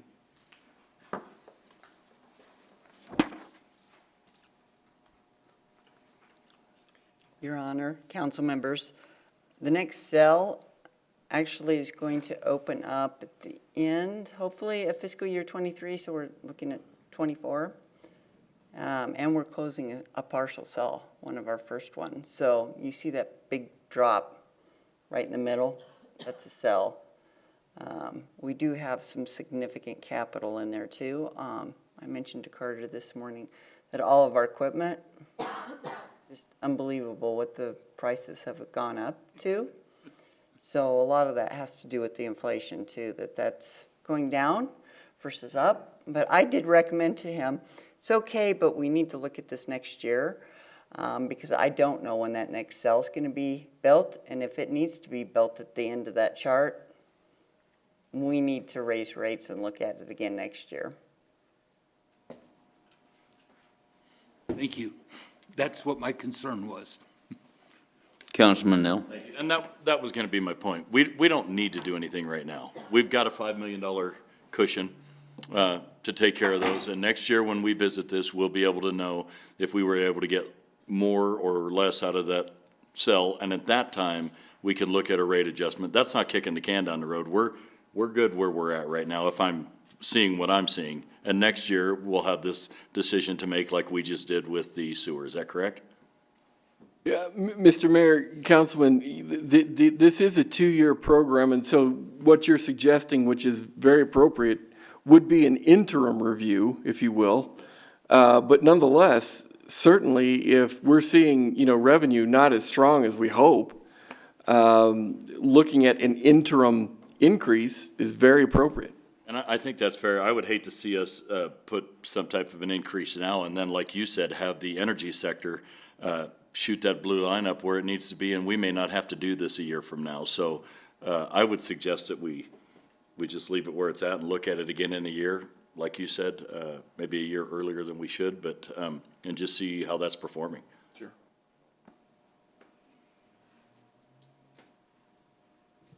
Councilman Gamros. Thank you, Mayor. And I almost hate to bring it up because this one gets so political, but information gathering on my part. The last figures I was familiar with was about this time last year. Cindy, you had mentioned that I believe we raised between $600,000 and $700,000 in wind turbine blade disposal the previous 16 months before that. And so I was just curious, is that, are we still seeing that on a consistent basis?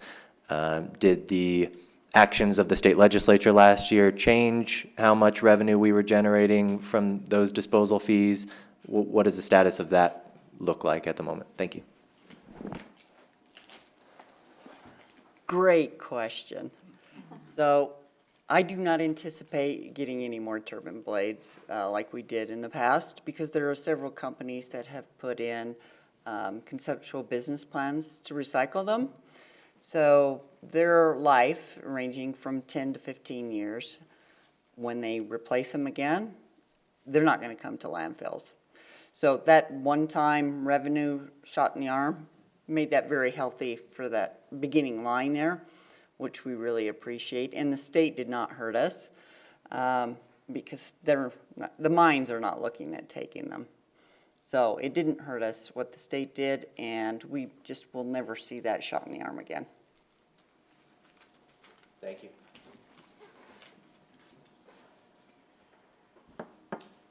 In the absence of any other questions, Mr. Mayor, I'd like to talk about the biggest customer that this fund has. That biggest customer are those that dump trash at the curb in our community, right? That curb pickup. And that is captured primarily in the refuse fund with respect to setting those rates. So you've got two concepts of rates here. You've got what folks pay when they come to the bale fill and run across the scales. And then you have the set of rates that you and I pay for trash pickup at the curb. And so if we could go ahead and switch to refuse. This has been a really complicated fund to capture the right balance for. And we talked about this several times over the last 18 months, the challenge that this fund has, particularly during COVID. You'll recall that people getting out and doing home repairs and that kind of thing was significant. There was a lot of self-hauling to the bale fill on the monthly passes, which, as you know, is not something that generates revenue for us, but rather expense that the bale fill charges us for. We had just a lot of features that really demonstrated their impact in this fund going on that were almost unique to this fund, if you will, during, like I said, the last 12 to 18 months. We are in a bit of a rescue condition right now as it relates to this fund. And for this year's purposes, we thought it'd be helpful to divide commercial from residential, because you know we have commercial curbside customers as well. A restaurant has a dumpster, you know, Walmart has dumpsters, and so on. But believe it or not, that is actually the smaller segment of this fund. The residential customer is a bigger component. And so when you look at the commercial side and actually increasing those rates, it doesn't quite save the day, as it were, with regard to some of these cost issues that we're dealing with right now. Without a doubt, when you look at inflation, the refuse fund is one of those funds that struggle here, because every truck that we purchase is now more expensive. Cindy was sharing very recently that she used to make an entry of $250,000 per truck. We are now at $350,000 only a year and a half later. That's a big jump. And we're facing it right here. Because if we don't have good operable pickup trucks, as it were, for this fund, we are in a world of hurt in terms of repairs, in terms of downed equipment, in terms of getting trash away from customers' curbs on a timely basis, and so on. The other thing that I hope we can start to see again is customers picking up multiple cans, if you will, or dumpsters or whatever, because that's good margins for us also. And we haven't quite seen that back yet, if you will. So I'm hopeful that perhaps we can see that. In the absence of that, however, you can see what it is that we're recommending. These percentages are scary when you look at just the percentage. If you were to, of course, focus on that far right-hand column, you'll notice that we're talking about $5 per potentially for a typical residential customer. To put this all in perspective, Currently, we are at $19 as it relates to a curbside customer. The national average, again, on a range basis, is anywhere from $25 to $75 per residential customer. So we are below the norm, as it were, even with the rate increase that we're proposing to try to help the refuse fund here get back on track and get its feet again. You'll also notice here, we do not have 1 cent dollars in this fund. 1 cent does not play a role in trying to offset a lot of the needs that this fund has from an expense standpoint. So let's look at the character of the behavior of the fund here. With regard to a lot of the concerns that we just described with you pertaining to the economic activity of this fund, we took a hit into the reserves, and you can see that we're anticipating that hit to be in the neighborhood of $2 million into the beneath the black line. Not in the black, mind you, that's a different concept, but below the black line. That would not be a healthy condition to maintain. And so if we considered for a second cutting that rate increase in half, just to give you some perspective, you can see what happens very, very quickly here. So we'll just drop that to say 10%. Well, okay, okay, 13, 10, whatever. We drop significantly, as you can see here. We're all of a sudden looking at only $1.5 million left in the fund at that point, if I'm reading that correctly. Am I reading that right? Yep. $1.5 million buffer is not that great. I mean, that's certainly well below the 90 days of your policy mandate, and it gets worse from there without the right counterbalancing going on. Any questions, Mr. Mayor? Councilman Nell. Is it not okay to use 1 cent funds? Is there a reason we don't use them to help this fund? Or, I'm just curious, I guess, because it doesn't influx any. Mr. Mayor, Councilman, I appreciate that question. I think it kind of harkens back to history, as well as the availability of 1 cent dollars to contribute here.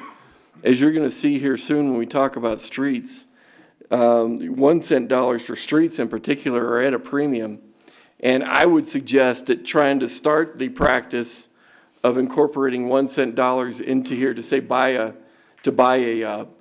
solid waste pickup truck, side loader, front loader, whatever, that would help this fund tremendously, but it comes at a pretty high cost to the rest of the projects that you need to fund and consider. Police cars, for example, when you're talking about $350,000, you're talking, at $100,000 a police car, that's 3.5 police cars you have to all of a sudden do without. And Police Chief McFeeters would tell you that would hurt. Well, just for the record, I'm certainly not opposed to us not using those funds here. In fact, even with the raise, we're still below national average with our people. So I'm not opposed to it at all. I was just curious. You bet. Thank you. You bet. Councilwoman Quest. Forgive my ignorance here, but just going back to the 26% proposed and then dropping that down to 6, what's the strategy there versus evening that out over 2 years to soften the increase? That's a great question too. You all are really posing some really interesting points here, and I appreciate it. What we've determined, and maybe we can even demonstrate this, it is a bit of a roll of the dice, to be honest. Front-loading this rescue, if you will, and I'm obviously using a fairly dramatic term, so to speak, is less expensive than end-loading a financial rescue. So the reality is, if indeed we do see our customers, whether they be residential or commercial, I'm hopeful that they're residential, taking up additional pickups at their house or whatever, the apartments and so on.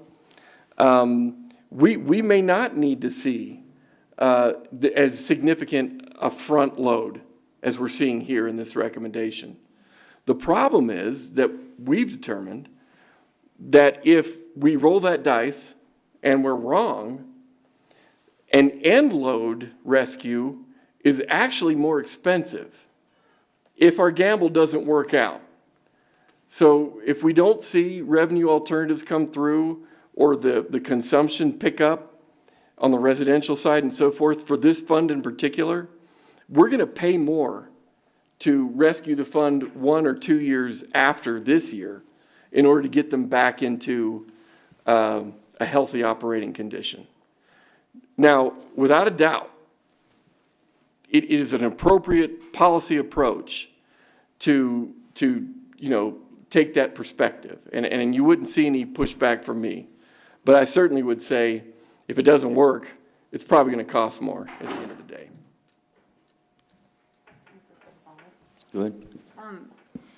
So in our previous conversation, we talked about the energy industry coming in and that potentially offsetting some of, future revenue challenges. I guess in the context of this discussion, like how big of a gamble are we discussing? Like how big is that gamble? And I don't know if it matters that much, but I'm just trying to get a picture. No, I appreciate the conversation. Our view is that an uptick in the energy industry does not directly impact this fund as much as it does the bail-fill fund. For the bail-fill fund, it's almost immediate. And as a matter of fact, just so you know, on the bail-fill side, we actually upped our network growth by 0.5%.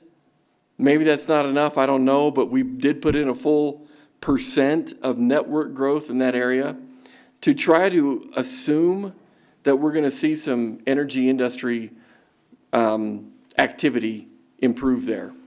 That type of activity will not be as impactful to this fund because, again, our primary customer in this fund is our residential curbside customer. We don't see a lot of curbside generation of waste from the energy industry, although a restaurant needing more pickups in a week certainly would be beneficial to this fund, just not as significantly as you might think. Councilman Gamera. Thank you, Mayor. Carter, in our work packet, in this memo on the topic that we're discussing, it mentions that there was a 35% increase in residential customers using landfill passes, 10% decrease in revenues due to the COVID pandemic.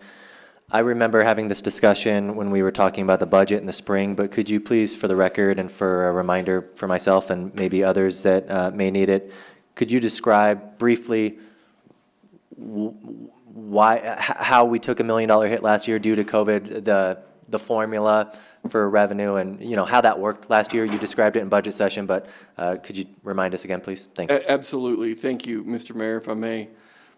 When you look at those passes just by themselves, that is typically a $450,000 expenditure for this fund to pay the bail-fill fund, because the bail-fill fund still charges the refuse fund for that pass. Okay? So we generally account for about $450,000 for that nature of a charge. When we were in COVID, however, that number jumped to $750,000, $800,000. And so a large portion of that was accounted for in that program not being as adequately funded as it should have been. When you account for that concept, as well as the precipitous jump in steel that I just described to you, because we have to purchase trucks on a consistent basis, that eats up that margin pretty quickly with those combined factors. And so from that standpoint, when you look at inflationary pressures, you're looking at the loss of revenue coupled with expenses that we just did not anticipate and didn't understand at the time, that $1 million goes very fast. Thank you.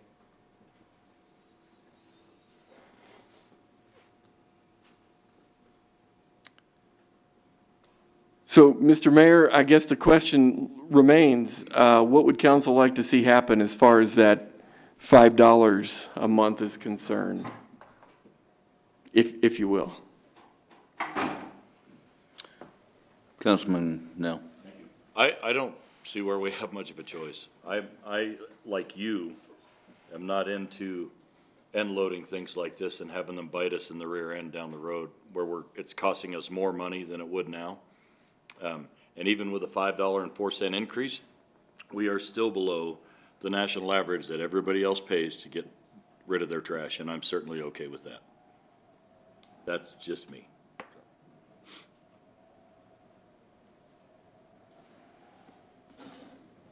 Everybody okay with that? Okay. So, Mr. Mayor, what happens from here? We will prepare the appropriate formal documentation, if you will, given the input that we've gotten tonight, pursuant to that direction.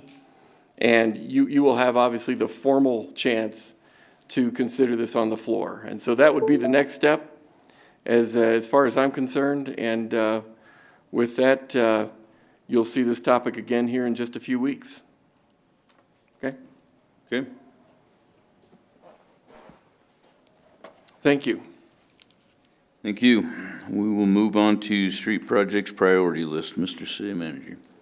Thank you, Mr. Mayor. With respect to some questions that we have this evening, it's hard to disconnect the discussion we just had with regard to what we need to talk about tonight, because, without a doubt, there have been suggestions that if we didn't fund water and sewer with as much 1 cent as we do, we could likely fund streets more. And as I mentioned, if indeed we want to elevate ourselves beyond a 59 and say get into that 60 range, we need $4 million a year to make that happen. And that's not an easy request. I totally understand that. One of the other questions that we need to contemplate and deal with is whether or not we want to deal with Midwest Avenue sooner than later. And one of the things that we need to do, if in fact that is your direction, to deal with Midwest Avenue sooner than later, is to talk about what projects we need to defund in order to generate the dollars necessary to put that project together and get it done. My hope is that the $2.5 million that it would take to get that last phase of Midwest Avenue is a good number still, and that we don't have to talk about $3 million or whatever the more years we wait. That's the risk. That's the dice you're rolling by waiting. I don't know that street can get any worse in terms of the cost to repair, because those conditions, we could go to gravel, I suppose, but that doesn't mean a whole lot, because we already know that there's a lot to that project we need to deal with. So I've asked Andrew and his team to put together some, a list, if you will, of projects that he would propose we defund. That doesn't mean that council needs to do that. There could be a number of other things council would rather see in terms of generating those dollars. Certainly there are cash balances and reserves we can talk about. There's just a whole variety of other things we can discuss if you would like. This is certainly an opportunity to give you one perspective as it relates to an option. You may go ahead and decide Midwest doesn't need to be dealt with and we need to just stay on track, and that's okay too. But to give you a feel for one option, I've asked Andrew to prepare some ideas, and if I could defer that to Mr. Beamer to walk us through, I'd appreciate it. Mayor, Council, let me introduce you to Karen Fenton. Karen is the GIS professional with the water distribution garage. And what you see on the map in front of you is really a 5-year capital improvement plan. But we cannot look at streets in a bubble. We also have to take a look at the utilities underneath it. So you see water and sewer and storm all incorporated into this map. You also see all of YDOT's projects. Every time YDOT does a project in this community, we have to allocate some of our funds to replace the infrastructure underneath their roadways or within their boundaries. So it's a very comprehensive map is what you see in front of you. We were hoping, obviously, that the special purpose tax would pass and we could do the entire capital agenda that you have in front of you. We would do Midwest, we would then also do industrial, finish off that phase from from Elm to David. We're looking at doing Walcott Street from 5th to 13th. We're looking at doing 13th Street from CY to McKinley. We're looking at doing Mariposa between Ridgecrest and well, it's essentially Mariposa, that entire stretch. But obviously something has to give. We don't have that total capital agenda of $5.5 million.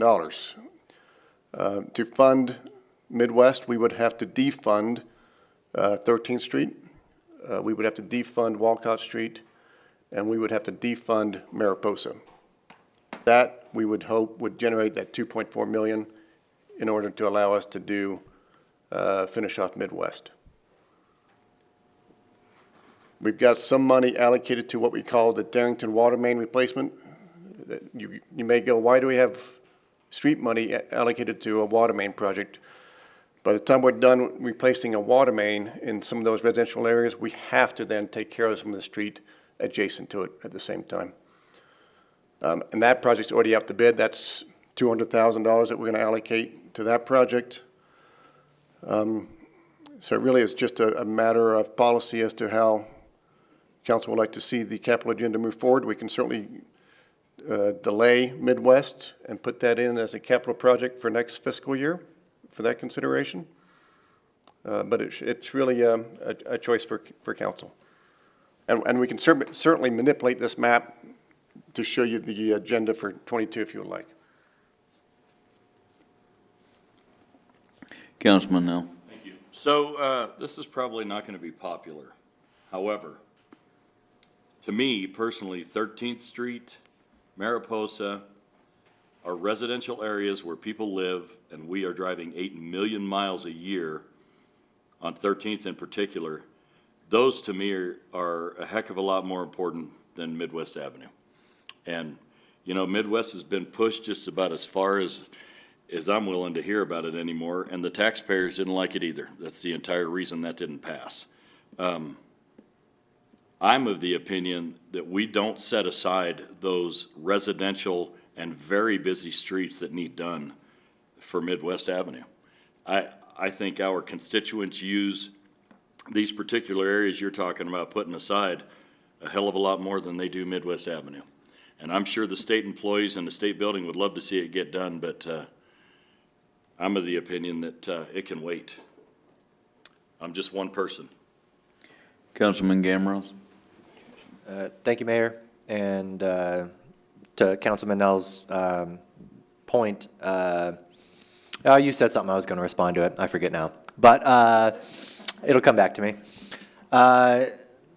I fielded a lot of questions regarding the specific purpose tax in regards to Midwest Avenue. People from the community saying we could have budgeted that project in and we can make it happen, and it didn't pass. And they said, you know, yeah, we're still going to make it happen. Well, this is a discussion we're having. Yes, we can make it happen. It's at the expense of other important street projects, though. And so my question is, your department, Andrew, how do you guys prioritize streets?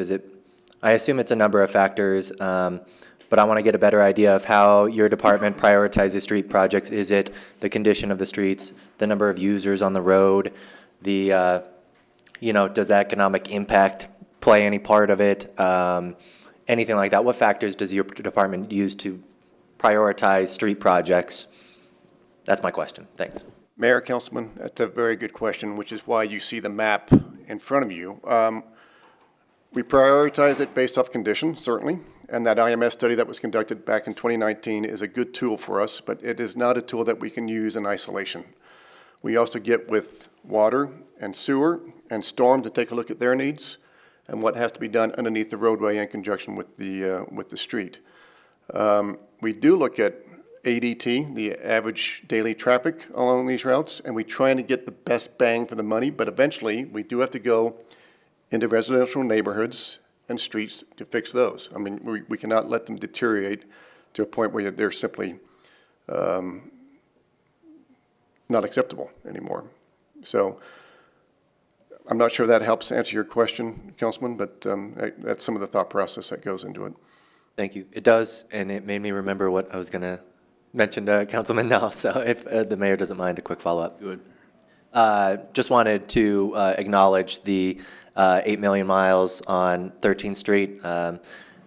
Noted, that's a ton of miles on that street, and I think that should absolutely be a factor in us weighing which projects to move forward with and which ones to wait on.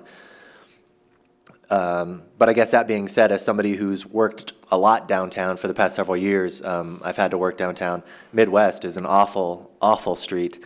You know, I drive 13th often as well, and it's an important street, 8 million miles a year. We need to maintain it for sure. But Midwest is so terrible. You know, potholes, I imagine you could probably quantify, you know, damage to vehicles or wear and tear on vehicles. I imagine there's a number out there that if we had the right people and the right software and stuff, we could put a number to that. But it's just a very terrible road. I wonder, do we have any idea? I'm sure we know how many people are going to be working in the state office building. Do we have any idea how much usage of that road will increase once the building is complete? Because it is, you know, the old Yellowstone district, what is that, First Street right there that we, at what point was changed into a right-only lane? And so to get to the southwest, to exit the southwest corridor of downtown, it sounds like people are going to be relying very heavily on Midwest. And so I'm just curious to know, to hear how you think usage will change, especially after the state office building is done. Thanks. Mayor, Councilman, I believe there's going to be 400 people working in that new state office building. So you're going to have at least 800 additional trips per day. I would gather using mainly Midwest, coming in off of Poplar Street. Shad's been telling me I need to do something on Midwest, and I've been telling him, hold off. I don't want to spend good money after bad if we're just going to go ahead and reconstruct it. If we delay Midwest much longer, I will have to do some kind of rehab strategy, probably a thin mill and overlay, just to hold that street together, just to make it passable. Sorry, this will be, I'll let someone else talk. I'll stop hogging the time. But that brought up to me what is another important point to make. So so essentially, if we delay Midwest Avenue, that road is in such terrible condition that we're going to have to spend a significant amount of money just to keep it together until a point where we decide we're to finally move forward with the project. Are we essentially adding to the future cost of that street by delaying it, is my question. Thank you. Mayor, Councilman, you could probably make that argument on any street we delay maintenance or rehab on a street. But yes, we will have to put a thin mill, thin overlay on that stretch of roadway just to maintain it, if it gets delayed too much longer. Councilmember Pollock. Thank you, Mayor. I'm curious, special purpose tax aside, what would the priority list have looked like? I remember seeing it when we budgeted. Where would Midwest fall in your priority list, regardless of funding mechanism?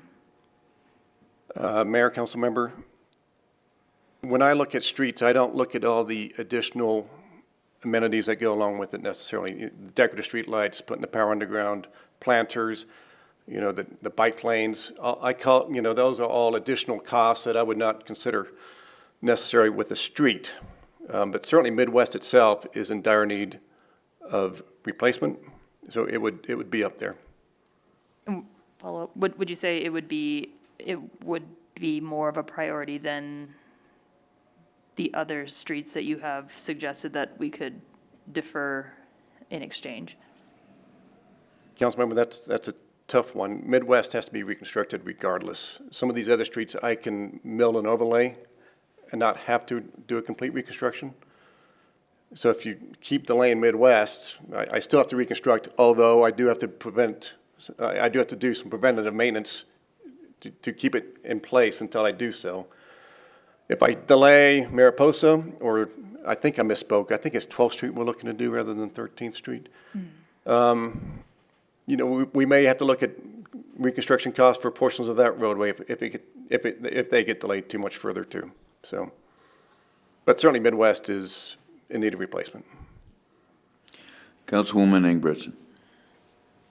I just want to point out, because I think that the public is all confused about how much money we spend on streets versus how much we don't. So we require about $7.5 million just to maintain the streets. And so in the budget next year is approximately $3 million, just a little bit over. So just to begin with, we don't have the money, which comes from mostly 1 cent money, correct? To do the streets. So that's why all these street projects can't get done, just because we simply don't have the money.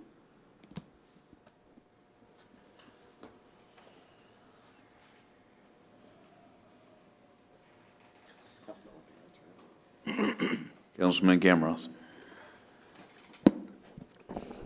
Thank you, Mayor. I guess I'll just keep bringing it up until we have a formal discussion about it, but is there any potential, ARPA, all of these federal buckets, is there anything out there that streets is infrastructure that may be covered in that or not? Thank you. Mr. Manager. Thank you, Mr. Mayor. Councilman Gamroth, I appreciate that question, because certainly one of the options council could consider is, well, let's just wait and see what happens. We may get federal dollars that would allow us to participate in our street agenda more aggressively. That's certainly a possibility. 1 cent may come in more aggressively, and we may be able to divert 1 cent money to streets, or whatever you'd like. I mean, you have a lot of projects. You will certainly not run out of options to spend things on as it relates to hardcore infrastructure. The transportation money that may be coming, at this point, none of it has been allocated to cities and towns, and all of it has been, dedicated to the state of Wyoming. So I'm not sure where those dollars are going to end up, if any. I hope so, and we'll certainly advocate in that regard, because I do think those dollars ought to be shared with cities and towns. At this point, that decision hasn't been made, so I just don't know. As it relates to ARPA, we do have ARPA dollars in the city's coffers right now. $4.5 million has been put to the city directly, which was wonderful. That certainly creates some opportunities. We're anticipating another $4.5 million coming forward as well. We still have CARES dollars that we can work with. We have the Opportunity Fund that we can consider.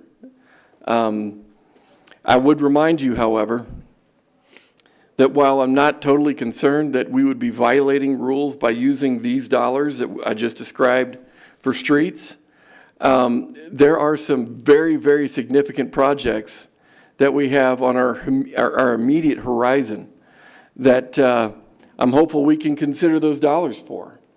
The police station would be that project that I have in mind. That's going to consume a lot of dollars, regardless of how we do it. Whether we build new or we reconfigure an existing building somewhere. We're going to need a big bucket of money to make that happen. Unless council wants to roll the dice and try a special tax initiative again for that project. I'm not real confident that that would work. So we have to be very, very judicious with regard to those dollars that are on hand. And that would include the ARPA and CARES funding, because unfortunately streets isn't our only waiting consumer of available dollars right now. Councilman Nell. Thank you. When I said this wasn't going to be popular, I guess I didn't go in depth enough. We as a city council represent the constituents in this city, and we get a tremendous amount of flack, and we get railed for decisions that we make. And every single one of us are up here trying to do the best we can for the city. And here's a particular situation where we are stuck among a decision to make whether we take care of Midwest Avenue, which obviously needs fixed, or we take care of our busiest, arguably one of our busiest streets in the entire city, which if we don't, we're going to pay for it down the road, and a residential neighborhood where people live to get in and out of their homes. And where I was coming from when I said Midwest can wait, that's what our constituents told us. We asked them to step up for a penny and take care of this situation so that all of that would have been done. This is their decision. They don't get to put this back on me or anybody else on this council. They chose to not fund that and to let Midwest go. So I guess we live with no Midwest for right now, as far as I'm concerned, because that's what the voters told us they wanted. And truthfully, I would rather it affect 400 people a day going to work at the state building, no offense to them, than the 8 million miles we're putting on 12th Street that desperately needs done as well. And those neighborhoods that those people need to get in and out of their homes. So you elected us to make these tough decisions. We brought you a solution that you could have passed, a 1 cent initiative that would have cost you very little out of your own pocket to take care of all this, and you chose to not do that. This is the repercussion from it. This is what happens. So here we are. And I'm of the opinion Midwest could sit, because that's what the voters told us.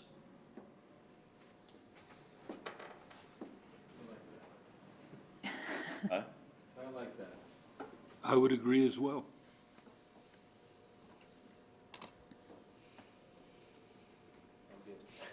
Vice Mayor Pacheco. So if we leave Midwest alone, and go with the option of the other streets, and we overlay it, can we afford to overlay it? Because, I mean, obviously, the street is crumbling and in dire need of it, and so we can't ignore it. We're gonna have to do something of it. I mean, I think the issue of it is that I don't disagree with Councilman Nail. The issue that arises with this is that we still have Midwest, and we can't let it just crumble and continue to have potholes and for that to happen. So while I agree with what's being said, we can't ignore Midwest, and it's still going to cost us money, correct? Mayor, Councilmember, that's correct. We won't, when we make it passable, we won't put curb and gutter in, we won't put sidewalks in, we won't put decorative streetlights in, we will simply make it black, and it won't be very thick, and it won't last very long until we do have the funding in place to completely reconstruct it. And no doubt we will do that with our internal staff out of their operational funds, and Chad may be going, I don't like that idea, but that is most likely the mechanism by which we would accomplish that. Thank you. Councilman Kathy. And back to the Midwest issue as well. I think one of the biggest concerns, I want to say, that I've had expressed to me anyhow, about the extension of Midwest on out to Poplar is the way it has been rebuilt from Walnut back to the east with 40 foot of concrete or 50 with the sidewalk, the extra bike lanes separated, and all of the other things that went along with that. Because I've been asked several times, why did the city put all of that stuff in there? And where did all of that come from? Because that section is the only section of the street that has those things on it. I mean, we don't have that further on east going into downtown, and people are going, gosh, was that just a waste of money putting all of that in there rather than a curb and a gutter and a nice sidewalk? And Mayor, Councilman, I can probably help answer that question. Because the state office site is not completely open yet, you don't see that connection of the pathway through their site and eventually to the Rails to Trails corridor. So this was part of a PED bike plan done many years ago about this connection along the Rails to Trails, down along Midwest, to eventually connect to the trails around Three Crowns and then the Platte River Trails pathway. So it's the connection of the pathways, and this is just one piece of that connection. Thank you. Councilman Gamros. Thank you, Mayor. Since we've discussed it multiple times, as I understand it, and Councilwoman Engelbretson brought it up earlier, all of our streets funding comes from 1 cent. Is that correct, Carter? So again, it's a year away, but next fall, should the community choose not to pass 1 cent, we're not doing any of this. So just, no streets. So just wanted to make sure that was out there. We'll have plenty of opportunity to talk about it, but just wanted to make sure that was known. Thanks.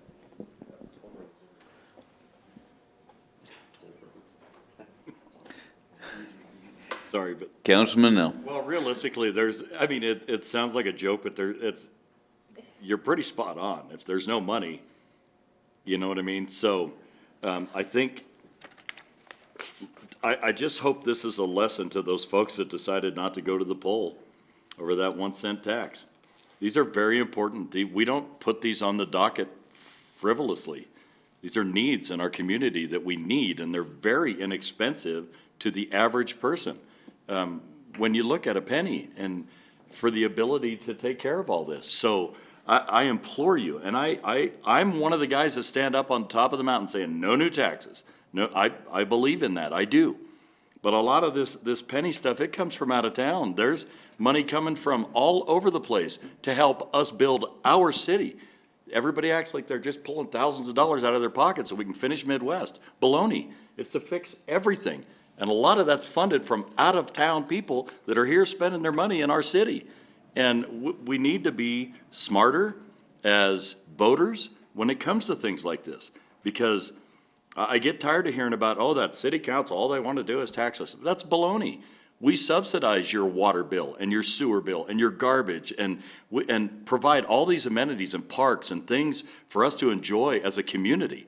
That's why I ran, so that we could have those things for our people. We need these kind of things. So I'm imploring you, next time this comes up, to really consider it and be educated about what you're voting on. It's just so damn important. Sorry, I went on my rant. I apologize for that, but it's just, it's frustrating. Mr. Manager? Thank you, Mr. Mayor. I appreciate this discussion. It's a very important discussion. Again, this is not the only option we need to consider in terms of considering Midwest in the future, and I hope we certainly do, you know. One thing that I would suggest is, you know, instead of saying, well, we shouldn't do Midwest, you know, until whenever, give us the opportunity to see if we can't come up with other alternatives. I can't guarantee you'll like those either. In order to put this stuff together, who knows, or whatever. But I hope that the direction isn't to forget Midwest. I hope the direction is, let's find something else, if you will. And we will proceed with these other streets, because you're all totally correct. I don't want to leave industrial without completing that work. And 12th Street, it's 12th Street actually, not 13th. We need 12th Street to work really, really well, you know, and so on. Walcott's a big one too. It's hard to pick, you know, which arm you're going to amputate, your right or your left, because you like them both. So I completely understand where you're coming from. We want to do what you want us to do. And so if your direction is to consider other alternatives, we will do that, and we'll come back and see you another time, and we'll continue with the agenda as it relates to getting these streets that Andrew proposed taken care of as best we can. Vice Mayor Pacheco. Thanks, Carter. So then I would just make it official. I mean, it's a work session to ask the council support to look for other options for Midwest, not to just, you know, if there's other options that we can look at for us to maybe consider down the road to be able to do that. We'll keep the agenda for the other roads, but if there's other possibilities, to instruct the staff to do that. So I would ask that to be official request to the council. Everybody okay with that? No problem. Thank you. Thank you. All right, we'll move on to CY Avenue trees, Mr. City Manager. Yes, to a much easier conversation. Actually, it is not an easy conversation. Large trees in this community are a commodity, and we all know that. It wasn't too long ago when we dealt with a significant felling project in one of our parks that a lot of the community was really upset and concerned that we weren't being circumspect enough that we don't need that particular exhibit right now, sorry. We weren't being circumspect enough to deal with trees. And so our question to you tonight is kind of a two-pronged approach, if you will. First of all, we do think we have some major, big trees, canopy trees, that we need to deal with because we believe that they're at the end of their life. And unfortunately, as long as trees do live, they do have an end of life, and we have to deal with that. That's the bottom line. So tonight, we have a few of those that we want to bring to your attention. The bigger question, however, that we have, that we'd really like your help with, is what you would like to see from a policy standpoint in terms of dealing with what I call, the legacy trees that contribute to our urban canopy from a policy standpoint. Does council want to see staff come back every time we have a majestic tree that we need to fell and deal with? Or would council rather identify the means by which, we should consider this and let us take that direction and move forward? That, of course, would be our preference, that you give us the input on the policy approach that we take, and we follow that and take care of those things that are at a end-of-life scenario. So be thinking about that as we talk about these trees on CY. We do believe that they are at their end of life, and I'd like to invite staff up to tell you why we think that, if that's okay, Mr. Mayor.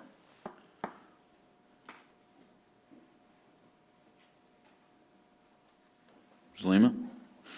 Mayor, City Council, thank you for having me again tonight.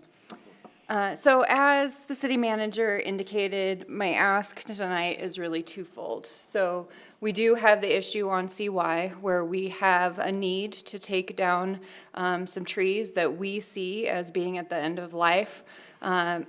Sort of came to light because some property owner in the area wanted to do some pruning, and the pruning happened to be on trees that are under power lines. So we had to contact Rocky Mountain Power and discuss that with them, as they have to be involved in any tree work that close to power lines. And so in those conversations, it was determined that those trees really should be taken down rather than pruned because of their health, because of the fact that over the years, their proximity to the power line has really created a scenario where they've been over pruned, and realistically, there just aren't enough structural branches left for that tree to safely stand for long periods of time. So we have 4 of those. Out of the 14 trees that were planted in that corridor underneath those power lines, there are 4 that we would like to address immediately, working with Rocky Mountain Power's contractor, who just happens to be in the area this month doing their work. They are, by the way, on a 5-year rotation, so it'll probably be another 5 years before we would see the subcontractor for Rocky Mountain Power come back to do tree trimming work for our local area. And so we would like to address these 4 trees, but as Carter also mentioned, probably the bigger ask on my part is, how do we address trees moving forward? My desire would be that we don't have to come before you every time we identify hazardous trees that we feel need to come down. But we want to make sure that you feel comfortable with the process and procedure that we are going to take, so that you can respond to the citizens if you get concerns or complaints regarding, our program for removing trees. With the wind that we've had for the last week, it just really emphasizes the need to take care of some of these older trees that are at end of life before they cause damage to property or life safety concerns. And so since last Thursday, we have lost 3 large ash trees that are very, very similar to the trees along CY that we are talking about taking down. So these are ash trees with codominant trunks. As I understand it, in its very simple state, that is where the branches come together, and that structure where they come together just isn't strong enough to uphold the tree. And so I do have Katie Halleck here. She is the supervisor over urban forestry here at the city of Casper, and she's a very experienced certified arborist. And so I have her here if you have specific questions, particularly regarding the CY trees and the reasons that we believe that those 4 trees need to be addressed sooner than later.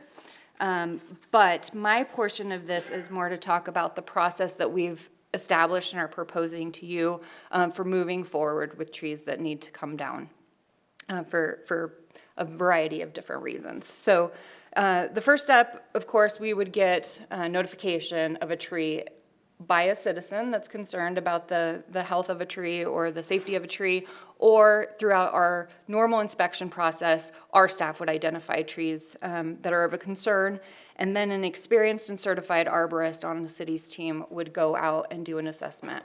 There is a form that we would complete for the assessment, and that form is created by the International Society of Arboriculture. I knew I would not get that right the first time.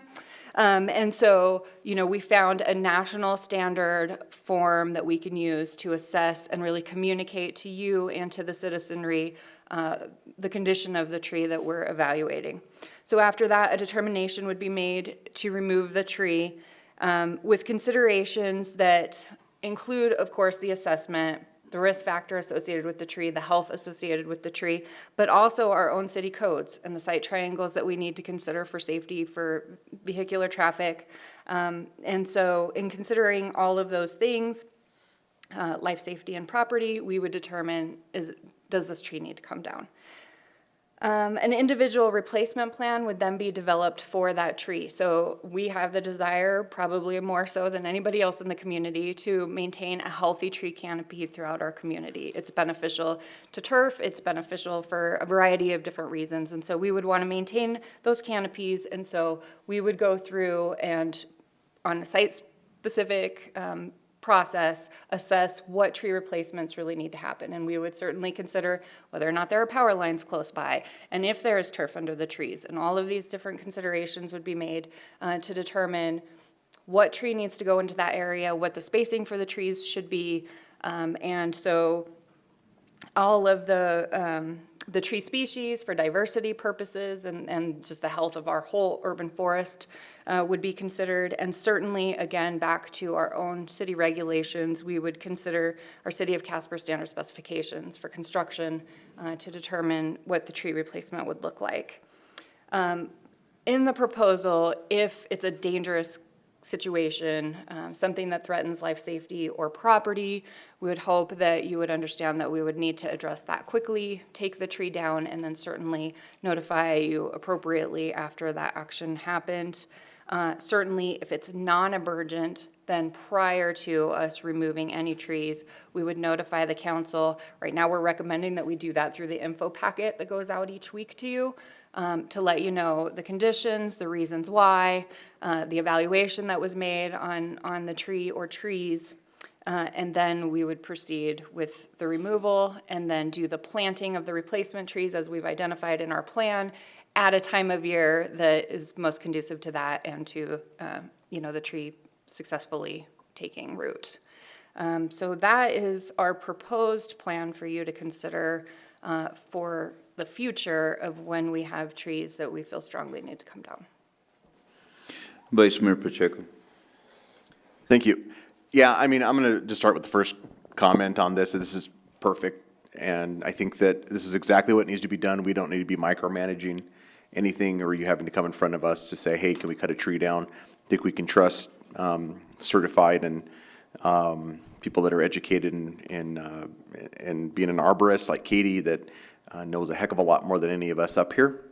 And so, we can field questions if people do get upset about trees, which we've had to do before in the past, which I think kind of snowballed this whole thing, where trees, get old and trees die, and we have to be able to deal with that. And you guys can handle that as a city staff, and it makes no sense for you to have to come up here every time to ask us to cut a tree down. This is great. Thank you, Zulima. So I support it 100%.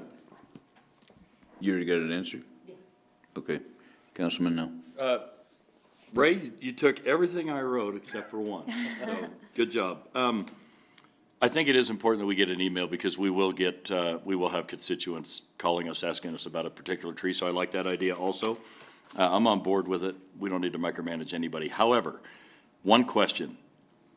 When we cut a tree down, is there any way we could put into policy that we replant a seedling in that area or a future tree for growth back in that area to, so that we're not eliminating or cutting our urban forest down whatsoever? We're taking the tree out because it's dead and it needs to go. Can we plant something new in that area that will eventually grow and offer the same viability that the tree that was dead was offering when it was alive? Mayor, council member, thank you for that question.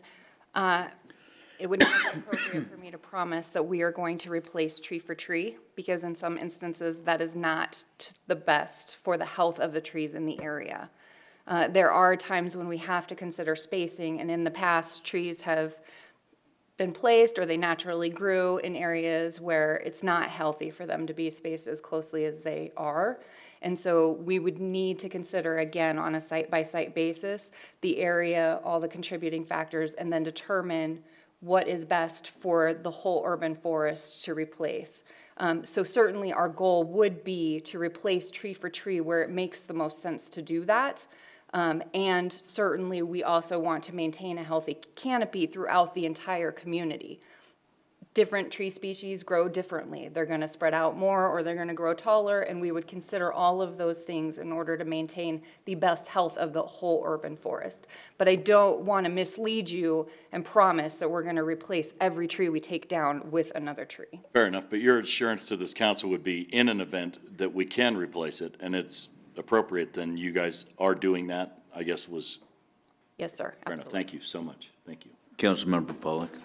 Thank you. Thanks, Salima. I'm totally on board with the process and the policy. I think it makes perfect sense. The only question I had is there any consideration given, I'm thinking about probably in a lot of areas, many trees were planted at about the same time, and so you could end up in a situation where a lot of trees in one particular area would need to be removed at about the same time. So I'm wondering if there's any consideration given to some sort of staggering program or something like that to make sure that we can mitigate sort of the impacts that, to the parks or the particular area and sort of space things out. Mayor, council member, thank you for that question. And I think for that, I'm going to defer to an expert. So if I could invite Katie up. I was just trying to get Katie up here. What question could I ask? Mayor, council, thank you for that question. One of our main goals when we are replacing trees in the city is that we have a variety of species. One issue that we do not want to run into is having multiple trees together that are the same species, having a disease come in and wipe out all of those trees at the same time. So we do try and spread out our plantings every few years. And, like Zalima said, as we remove trees, we try and find a replacement tree that may be a better fit for that area, or in some situations, we're able to plant the same type of tree that was there before.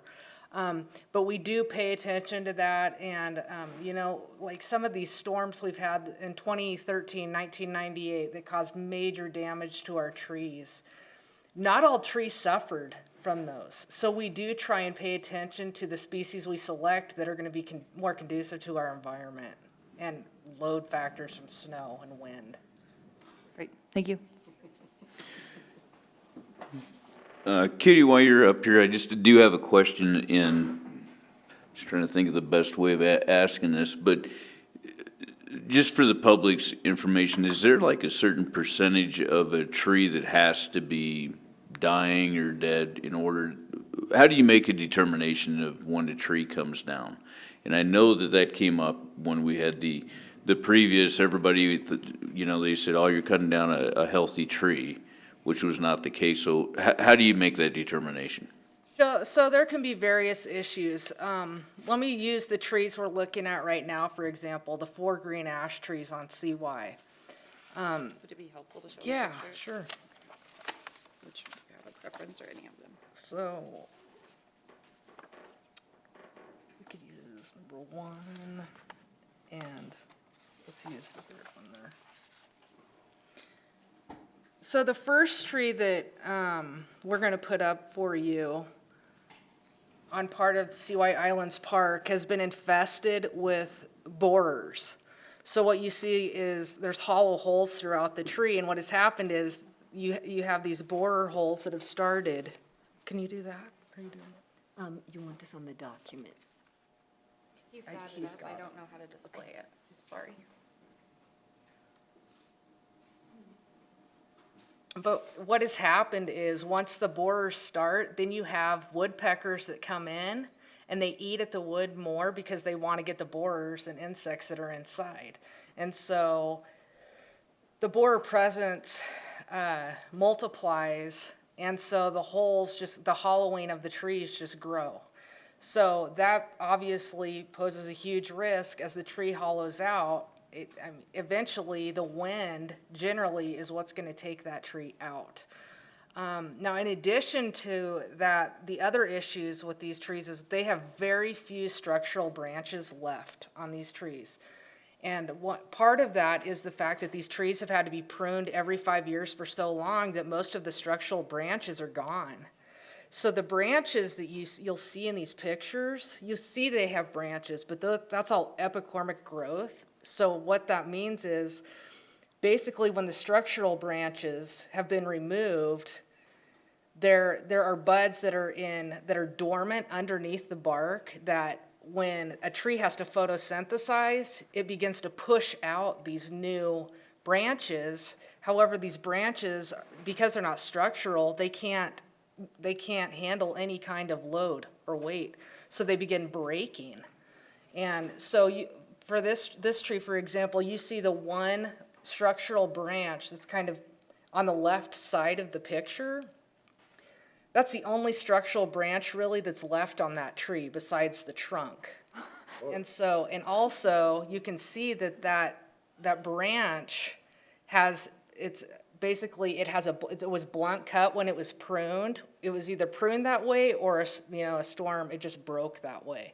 So all of a sudden, that tree is not going to be able to handle a load. And what we've seen, like Zalima said in the last week, 3 ash trees that have come down are codominant trunks like these, and one of the trees looked very healthy. And unfortunately it snapped, and it crushed a vehicle, and fortunately no one was hurt, but that's the reality that we're seeing, and we just want to take care of these trees before there's some catastrophic event that happens. Sure, you can put that one. Councilman Gamroth. Thank you, Mayor. And thank you, Katie, for all the information, Zulima as well. This is kind of a rhetorical question, but I imagine you chose a career path as an arborist because you like trees and want to preserve them, not because you're some maniac that is on a mission to destroy as many as possible. Okay. Sometimes there's this perspective that our city staff, don't care about these sorts of things. But my guess is you got into this career because you do care about trees. I guess I totally agree with all the comments made by my colleagues. I agree. We don't need to be.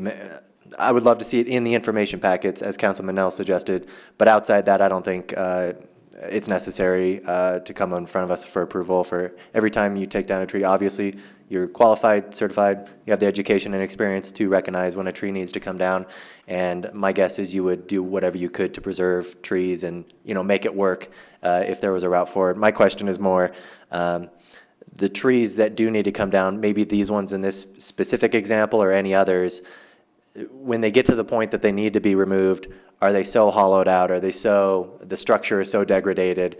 That's the condition they all are in, or is this is an out of the box solution? Are there trees that we need to take down for one reason or another, but they still have some structural integrity that we could lop it off 8 feet above the ground and allow local artists to sculpt it if they'd like, or is there any potential for that, or are these trees all so the structure's so degraded that they're a safety hazard. And like Conwell Park that we discussed earlier in the year, you tip them over and they shatter into a million pieces. Are they all essentially that quality, or is there some potential to repurpose, recycle some of these trees to do something a little more creative? Thank you.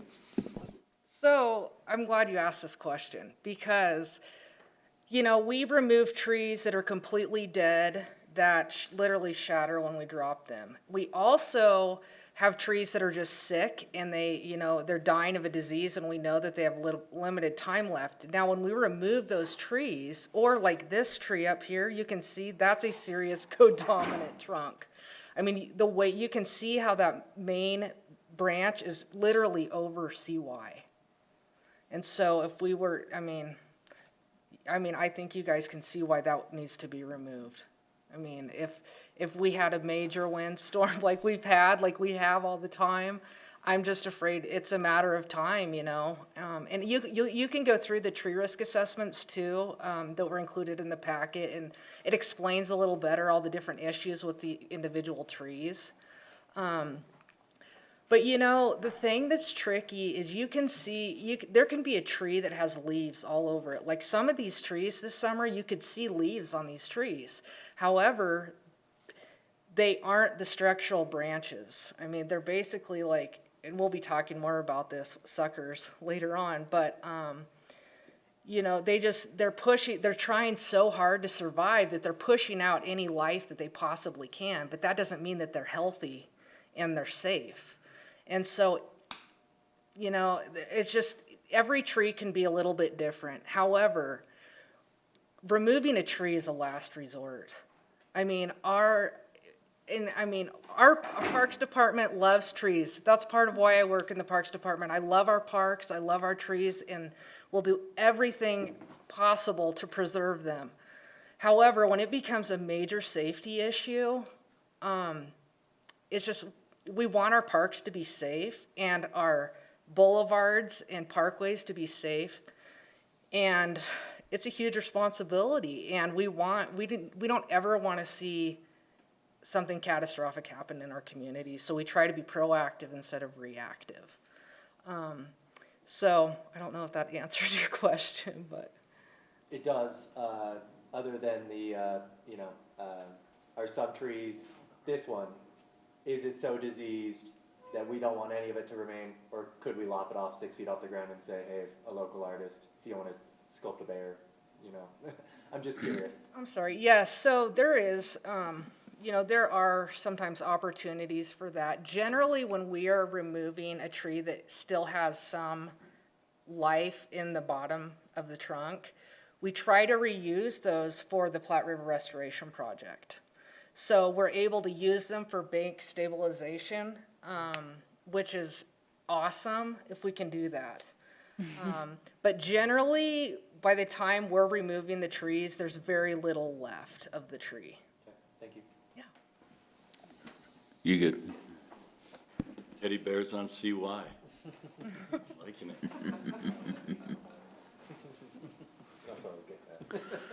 Thanks for all you do. It's certainly appreciated. Thank you. So Carter, the direction you're looking for from us is you've got a plan in place, policy in place, do what you gotta do to move forward. No need to come back here. You can put it in something's gotta come down. We can be notified via email. Mr. Mayor, that's certainly what I'm hearing, or the info packet. And the other thing I want to reemphasize as well is where we can replace, a dying tree like you see here with a tree that, would grow in this position, we would. If we can't, it's because there's other issues at play that prevent us from doing so. But we will try and do that every single time if we can. Or the previous one's been carved into a bear. I'm very grateful for that direction. Yes, thank you. I love it. Everybody good with that? Okay. Thank you. Thank you. Appreciate it. Thanks, guys. Okay, we'll move on to North Platte River Park Number 2 subdivision. Mr. City Manager. Thank you, Mr. Mayor. I didn't want this to get to the regular agenda without some conversation and giving you a little bit of a heads up as to what we're proposing, because you may decide you don't want to do that, and we'd rather not be at the formal state and ready to have that conversation if you're not comfortable. With this exhibit that I'm about to put up here, we get from time to time, and you're aware of this, requests as it relates to larger parcel industrial park opportunities that can be brought to the table when in fact the private sector, and it'll come into focus here real clearly here, there we go, can't produce a similar piece of land. In the past, you know, there's been conversation about ways in which we can more productively use the land that we're talking about here on the exhibit. And just for your point of reference, this is up by the event center. You can see the interstate on your left, screen left there, and of course the event center towards the bottom right. There's pieces of land in there that we think has some interest, and we would like to take the bureaucratic steps of identifying these pieces of land as industrial park grade land that could be available, as I mentioned, when the private sector just doesn't have the right options available. This is the step that we'd like to take in terms of zoning it appropriately. You may or may not be aware that there was no plat that existed in this area, which really surprised me. And so another aspect of utility that we're hoping to gain with your blessing is actually creating plats for the area in question here around the event center, and of course the two parcels that we're hoping to identify as potential industrial applications. When you don't have plats, you don't have right-of-way appropriately designated, you don't have streets appropriately designated, and that certainly is a feature of what we're discussing here this evening as well, an outcome that we would like to achieve with your blessing.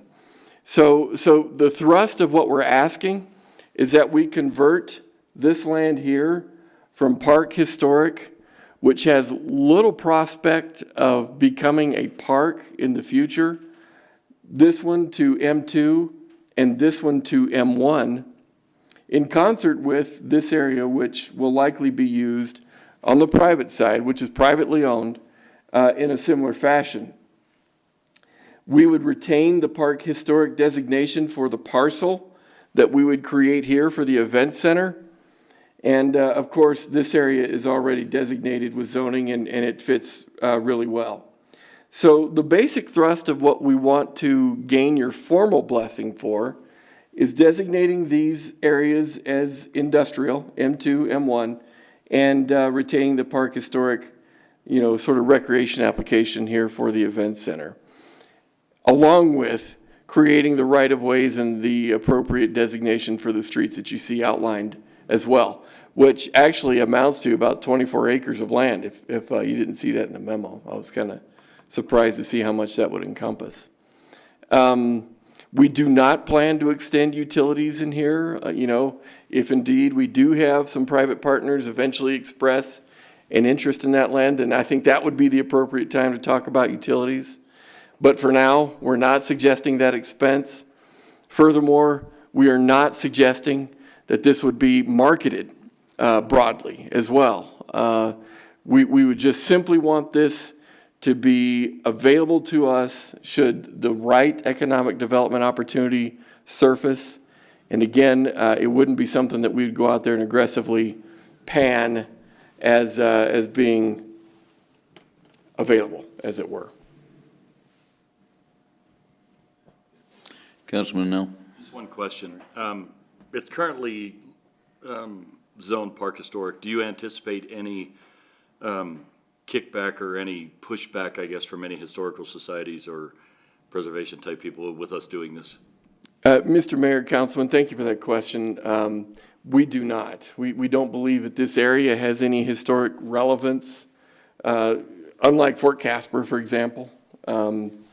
We would not be taking away land that is currently used for recreational purposes at all. Most of that is up in here, in this area going this way. Skeet folks, the steeplechase folks, et cetera.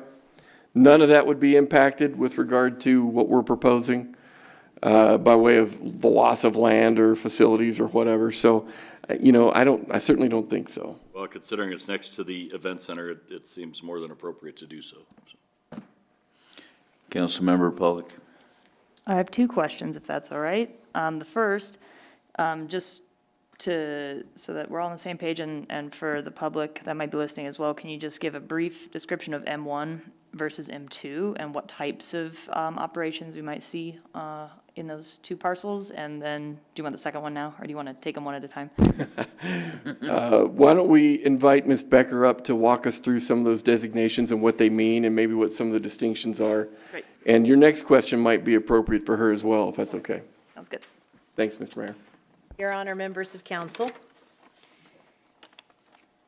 M1 is what is called a limited industrial, and there are a lot of commercial uses that are allowed in this area. And we've got the list, and you'll have it in your packet for this next full meeting with the public hearing this next week, so you can list through. There's 51 uses, but most of it is basically commercial. We could do grocery stores. We could also do personal service shops, neighborhood shops. There can be some warehouses there in the M1, and there could be outside storage. There can be even church. The kicker with M2 is a little bit more general industrial, and that will be where Carter has put his pin, which again is all the uses that are allowed in M1, again, mostly commercial, but a little bit heavier industrial in the form that we've been approached about, which is for manufacturing and potentially large equipment sales. There could be storage of explosives. There could be, again, warehouses with indoor and outdoor storage and retail sales. Again, a lot of what you see along an interstate. So a little bit heavier with M2. And we were trying to target this, again, based on some conversations that we had had even with the Wyoming Business Council and some of the work that they've done with other communities around the state to prep cities for being shovel-ready and having the zoning correct. So again, no projects definite, but to be prepared. So that's why we went with the zoning that we did and proposed that, as Councilman Nell was at with the Planning Commission, and we did not get any feedback after our public posting with any concerns on the repurposing or the rezoning of public parkland. Thank you. Second question, which may have fractured now into two questions. I'm just trying to sort of reconcile this proposal with what we talked about earlier with Brooke and Visit Casper and reanalyzing the use of the event center, talking about potential campus expansion up there to create a space that's more marketable for the community. So that would be, I would be interested in your thoughts on that. And then the second bit would be, do you have concerns then if we're looking at sort of heavy industrial right along the interstate, which is, you see quite a bit of that around that area in terms of our gateway and our gateway appearance for visitors coming from out of town, coming into the event center?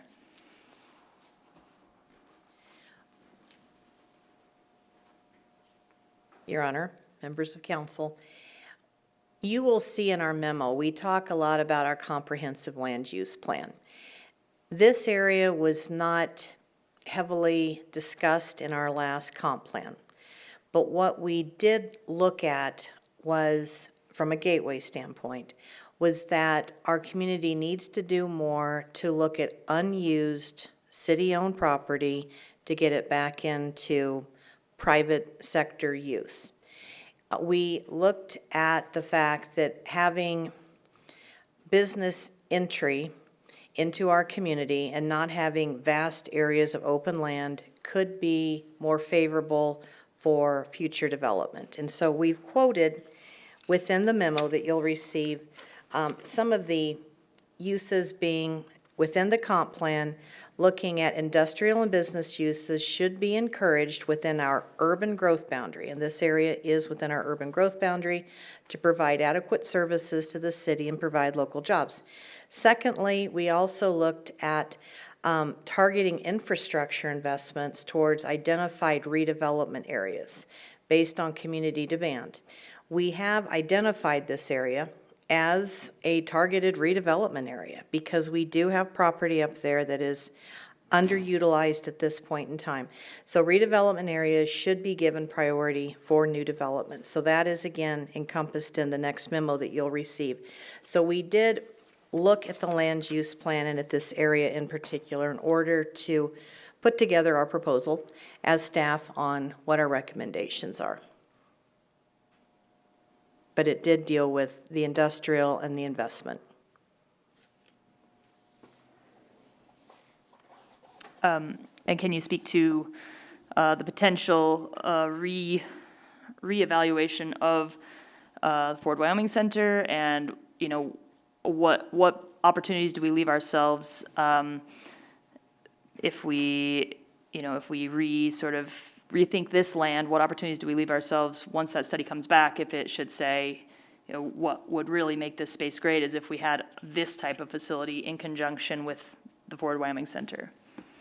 Your Honor, members of council, we had a study that we did back in 2006 looking at the opportunity to really develop that, the event center as a conference center facility and the ability to put hotel properties adjacent. There is property currently available in a lot of the work that was presented in 2006 and again in 2012 adjacent to the event center property, but primarily to the south, views of the cityscape as well as views of the mountain and a tiered style potential hotel property. As we all know, there are slopes on that hillside, but the ability to partner with the hotelier and look at development along with the Historic Trails Center, there is property up there. If that were the case, then we would also be coming back to you again to look at a rezone and a replat to put that into a C2 zone. And we've talked about that in the past. And again, carve out another plat for a development of that and vacate all of that. Well, not all of it. You got 1,095 acres. So we would look at carving out another parcel to be able to get some other complementary development around the event center. And I am thinking primarily, obviously, in the hotel opportunities. Councilman Cathy. You mentioned, could you put a hotel in either M1 or M2? Good. I meant to read over that. We have, I saw motels. I don't have the, out of 51 uses.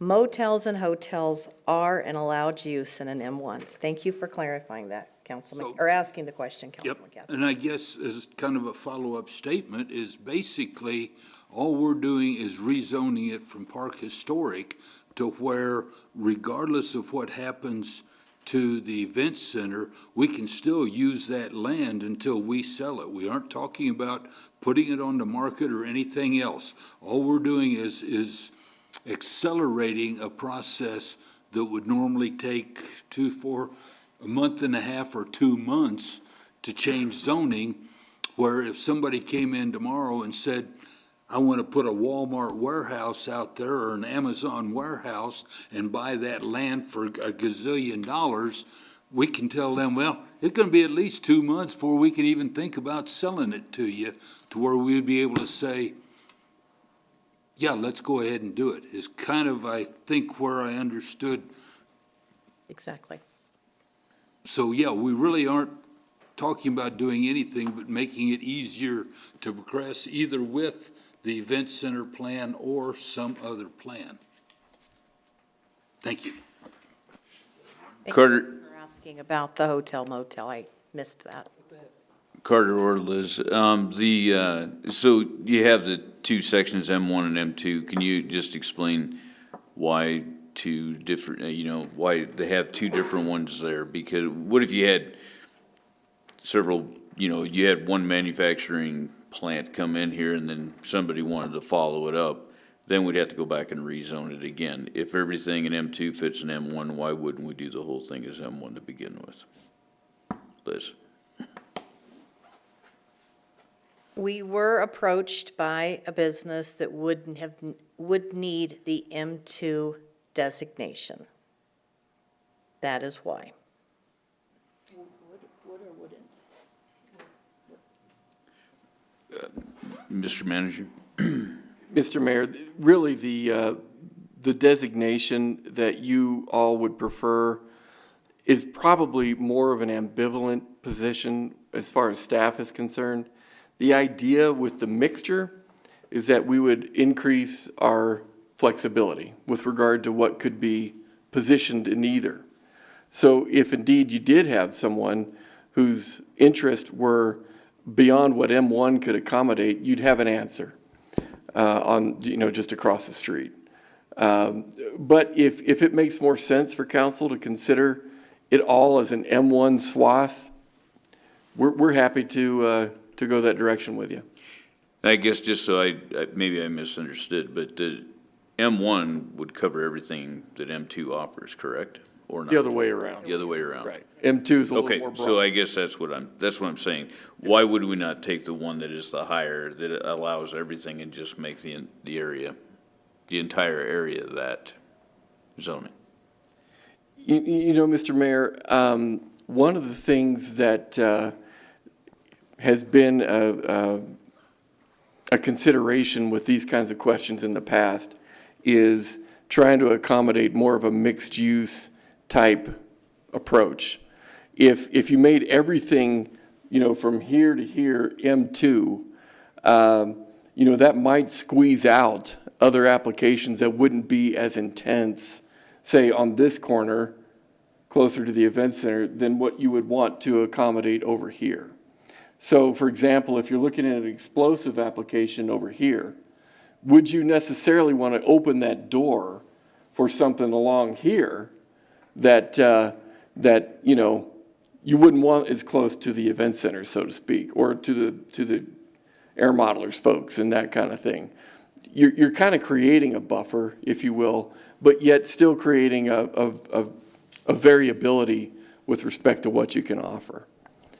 But again, there's a bunch of directions we can go with this, and this is just kind of a point of departure for your consideration, if you will. Okay. All right, so you just providing information on it, or you need to? Well, Mr. Mayor, there's a couple ways we can go with this. If council would like staff to do a little more homework in terms of the designations that you would like to look into, we are open to that type of feedback. If council's comfortable that these designations are fine for now, and we can go ahead and move forward with the formal process by coming to you in the next regular meeting, we're prepared to do that too. Or if council says, nah, let's just focus on the event center parcel and the streets, that's a direction we could go as well. A number of ways we can take this, if you'd like. Councilman, no? Just as a suggestion, I'm certainly okay with what you're proposing. It's not like that couldn't be rezoned down the road if the right person came to us and said, hey, so I kind of like the way you've done it, and I'm certainly okay with you bringing it back to us in a formal setting for approval. Everybody good with that? Yep. Okay? Yeah? No? Don't feel like all my questions are answered, but I can probably do that with you between now and next meeting. Absolutely. Did you have something else you want to ask? No, just need to get my head around it more. Okay. All right. Do you have anything else on that, Mr. Manager? Okay. Agenda review? Mr. Mayor, certainly we can take some time to go over the grid document that you probably have in front of you. As soon as I find mine here, I can be on track with you. Give me just a second, Mr. Mayor, I'm sorry.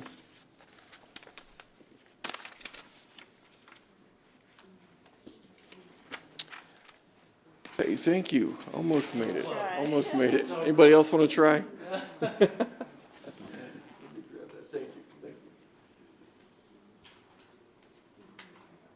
Sorry about that. I apologize for that. Just to kind of give you an update on where we're going, the last meeting of the year is coming up next week.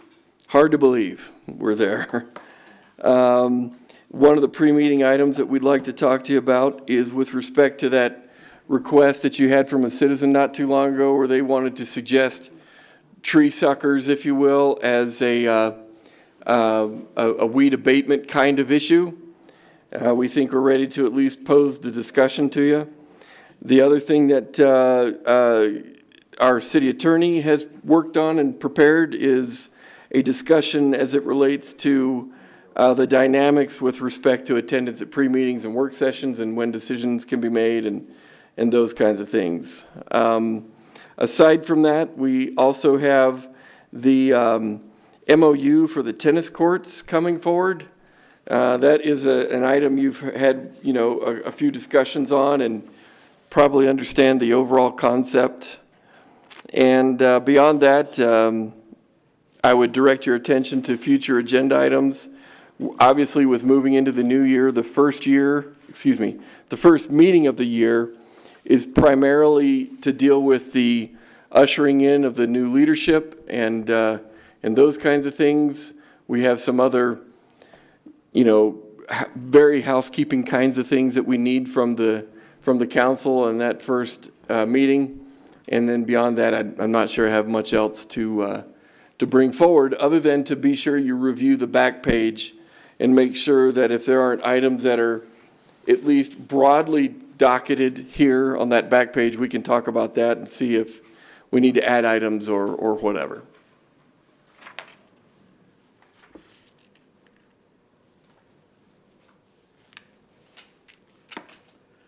Councilwoman Ingbreth? I'm not sure if this is the time, but I was wanting to add in a work session about the gambling ordinances and what we currently have, and so that we can review those. Mr. Mayor, we gave you a real brief memo on that not too long ago, and certainly staff would be supportive of having a conversation with council if council would prefer at a future work session. Everybody good with that? Sure. Okay. Mr. Manager, is the athletic field operation agreement, is that the one we were talking about last week with the ball fields? Let me double check here real quick. Between Horseheads and Crush, okay, yep. That title confused me a little bit. Yes, yes it is. All right. Looking for the word baseball, but it wasn't in there, but yes, thank you. Where's that at, Mr. Mayor? It's on the future agenda items, about the sixth one down, seventh one down. Do we have an idea of when we might be talking about that? Mr. Mayor, we anticipated that we would need that direction fairly early in the new year, and so my recommendation would be that be in the second meeting in January or soon thereafter, as a broad context, if you will. Okay. If that meets your approval.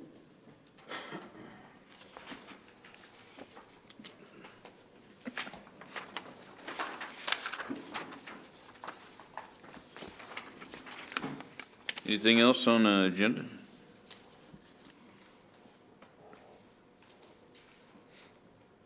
No? Okay, move on to legislative review. Mr. Mayor, the one thing that I would bring up as a part of this conversation, typically in the early part of the year also, we like to get our local delegation to the state legislature together to typically in a dinner format, if you will, up at the event center, to go over the legislative agenda with them that you have as it relates to this upcoming legislative session.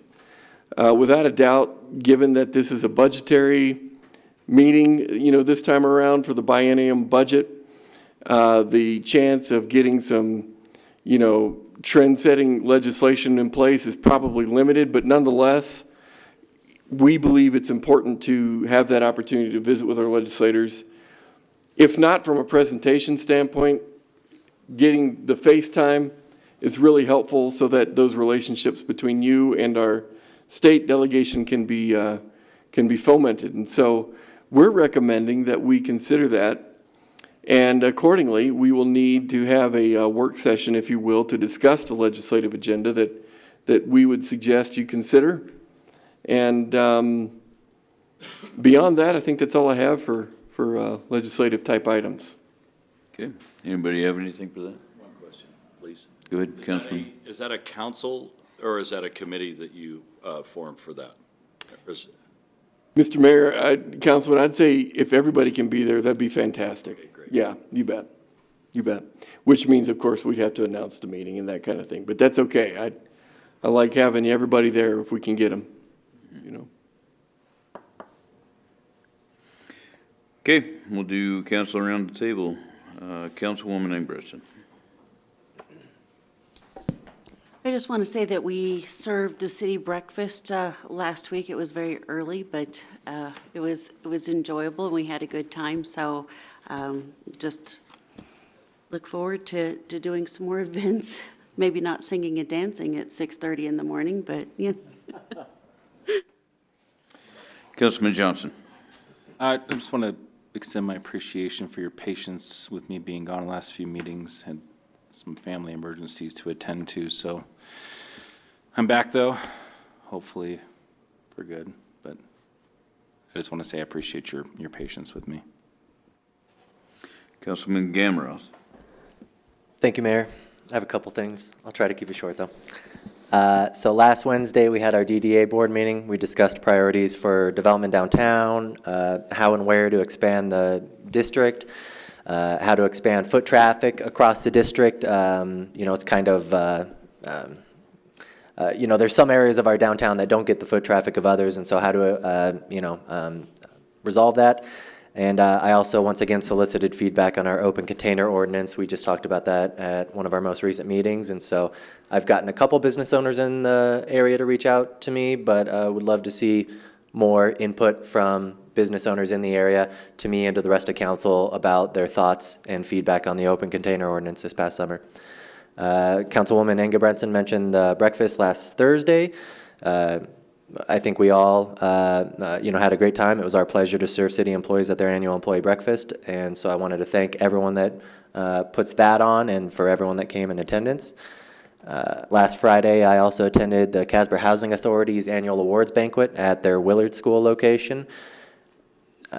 That team commits 100% to all the projects they take on, and their employee party is no exception. It was a very good time. They had you know, music, dancing, great food. The chef that, you know, works with those guys, they have this excellent chef that prepares the meals and, you know, does food waste recovery and stuff like that. And so excellent food, had an 80s theme. It was a very fun night, so thank you for the invite to that.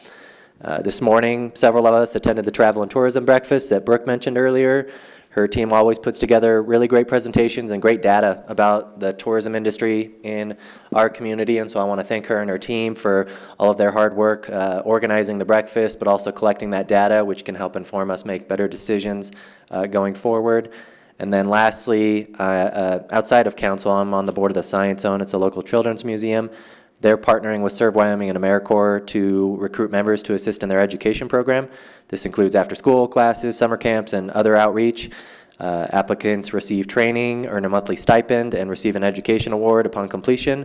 And there's also housing assistance available to those folks. So if that interests you or anyone, friends or family, please connect with the Science Zone. I believe the applications are on their website.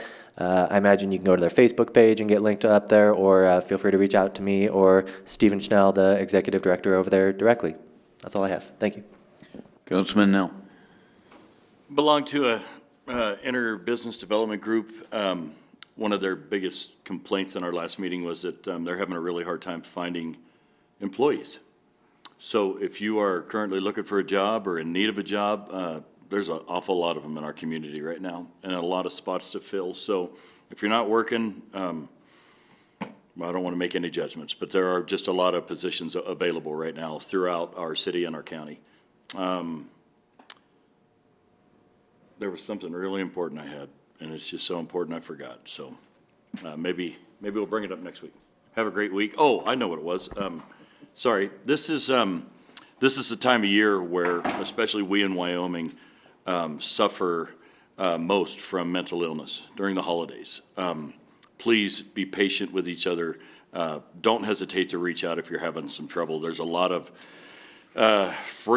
not only free, but there's a lot of counseling centers that you can reach out to in the event that you're struggling.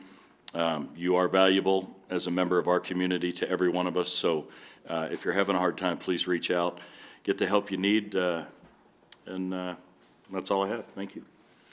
Councilman Cathy. Last Wednesday, I went to the CPU Advisory Committee meeting, and we went over everything we went over earlier tonight in the rate setting, which that is always great to get to meet and visit with the city employees and hear about their jobs. And then this morning, as Councilman Gamroth mentioned, the Visit Casper meeting this morning, which was great as well. And all of those were either at 6 or 7 o'clock in the morning. So all of you people that were sleeping in missed a bunch of great things last week. So thank you very much. Councilwoman Quest. I don't have anything to add tonight, but thank you for the opportunity. Councilmember Pollock. Thank you.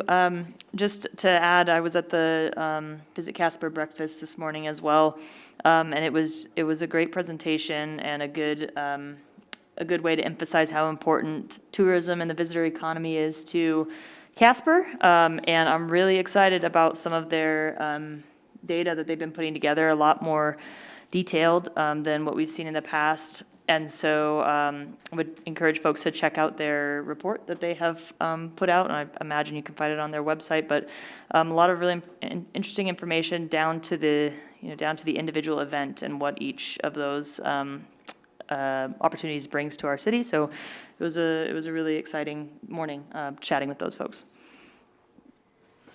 Vice Mayor Pacheco. Thank you. Just one item. I have a CCPD meeting Thursday, 11:30 here, so I will be there for that. And then I will be gone for the council meeting next Tuesday, a very important meeting out of the country. So going to Mexico, Carter. So I will be gone next week. So happy holidays, Merry Christmas, and a Happy New Year, and I'll see you when we get back. Thank you. The only thing I have to add tonight is Chief, for whoever the officer was at 13th and Wyoming Boulevard, Tom Jones sends his appreciation for when the building blew over at the fairgrounds. He knows that officer was very cold and spent a lot of time out there, so he wanted to pass on his appreciation for that. So, all right, other than that, that will be it for tonight. Do we need to officially adjourn? No, it's a work session. Oh, it's work session.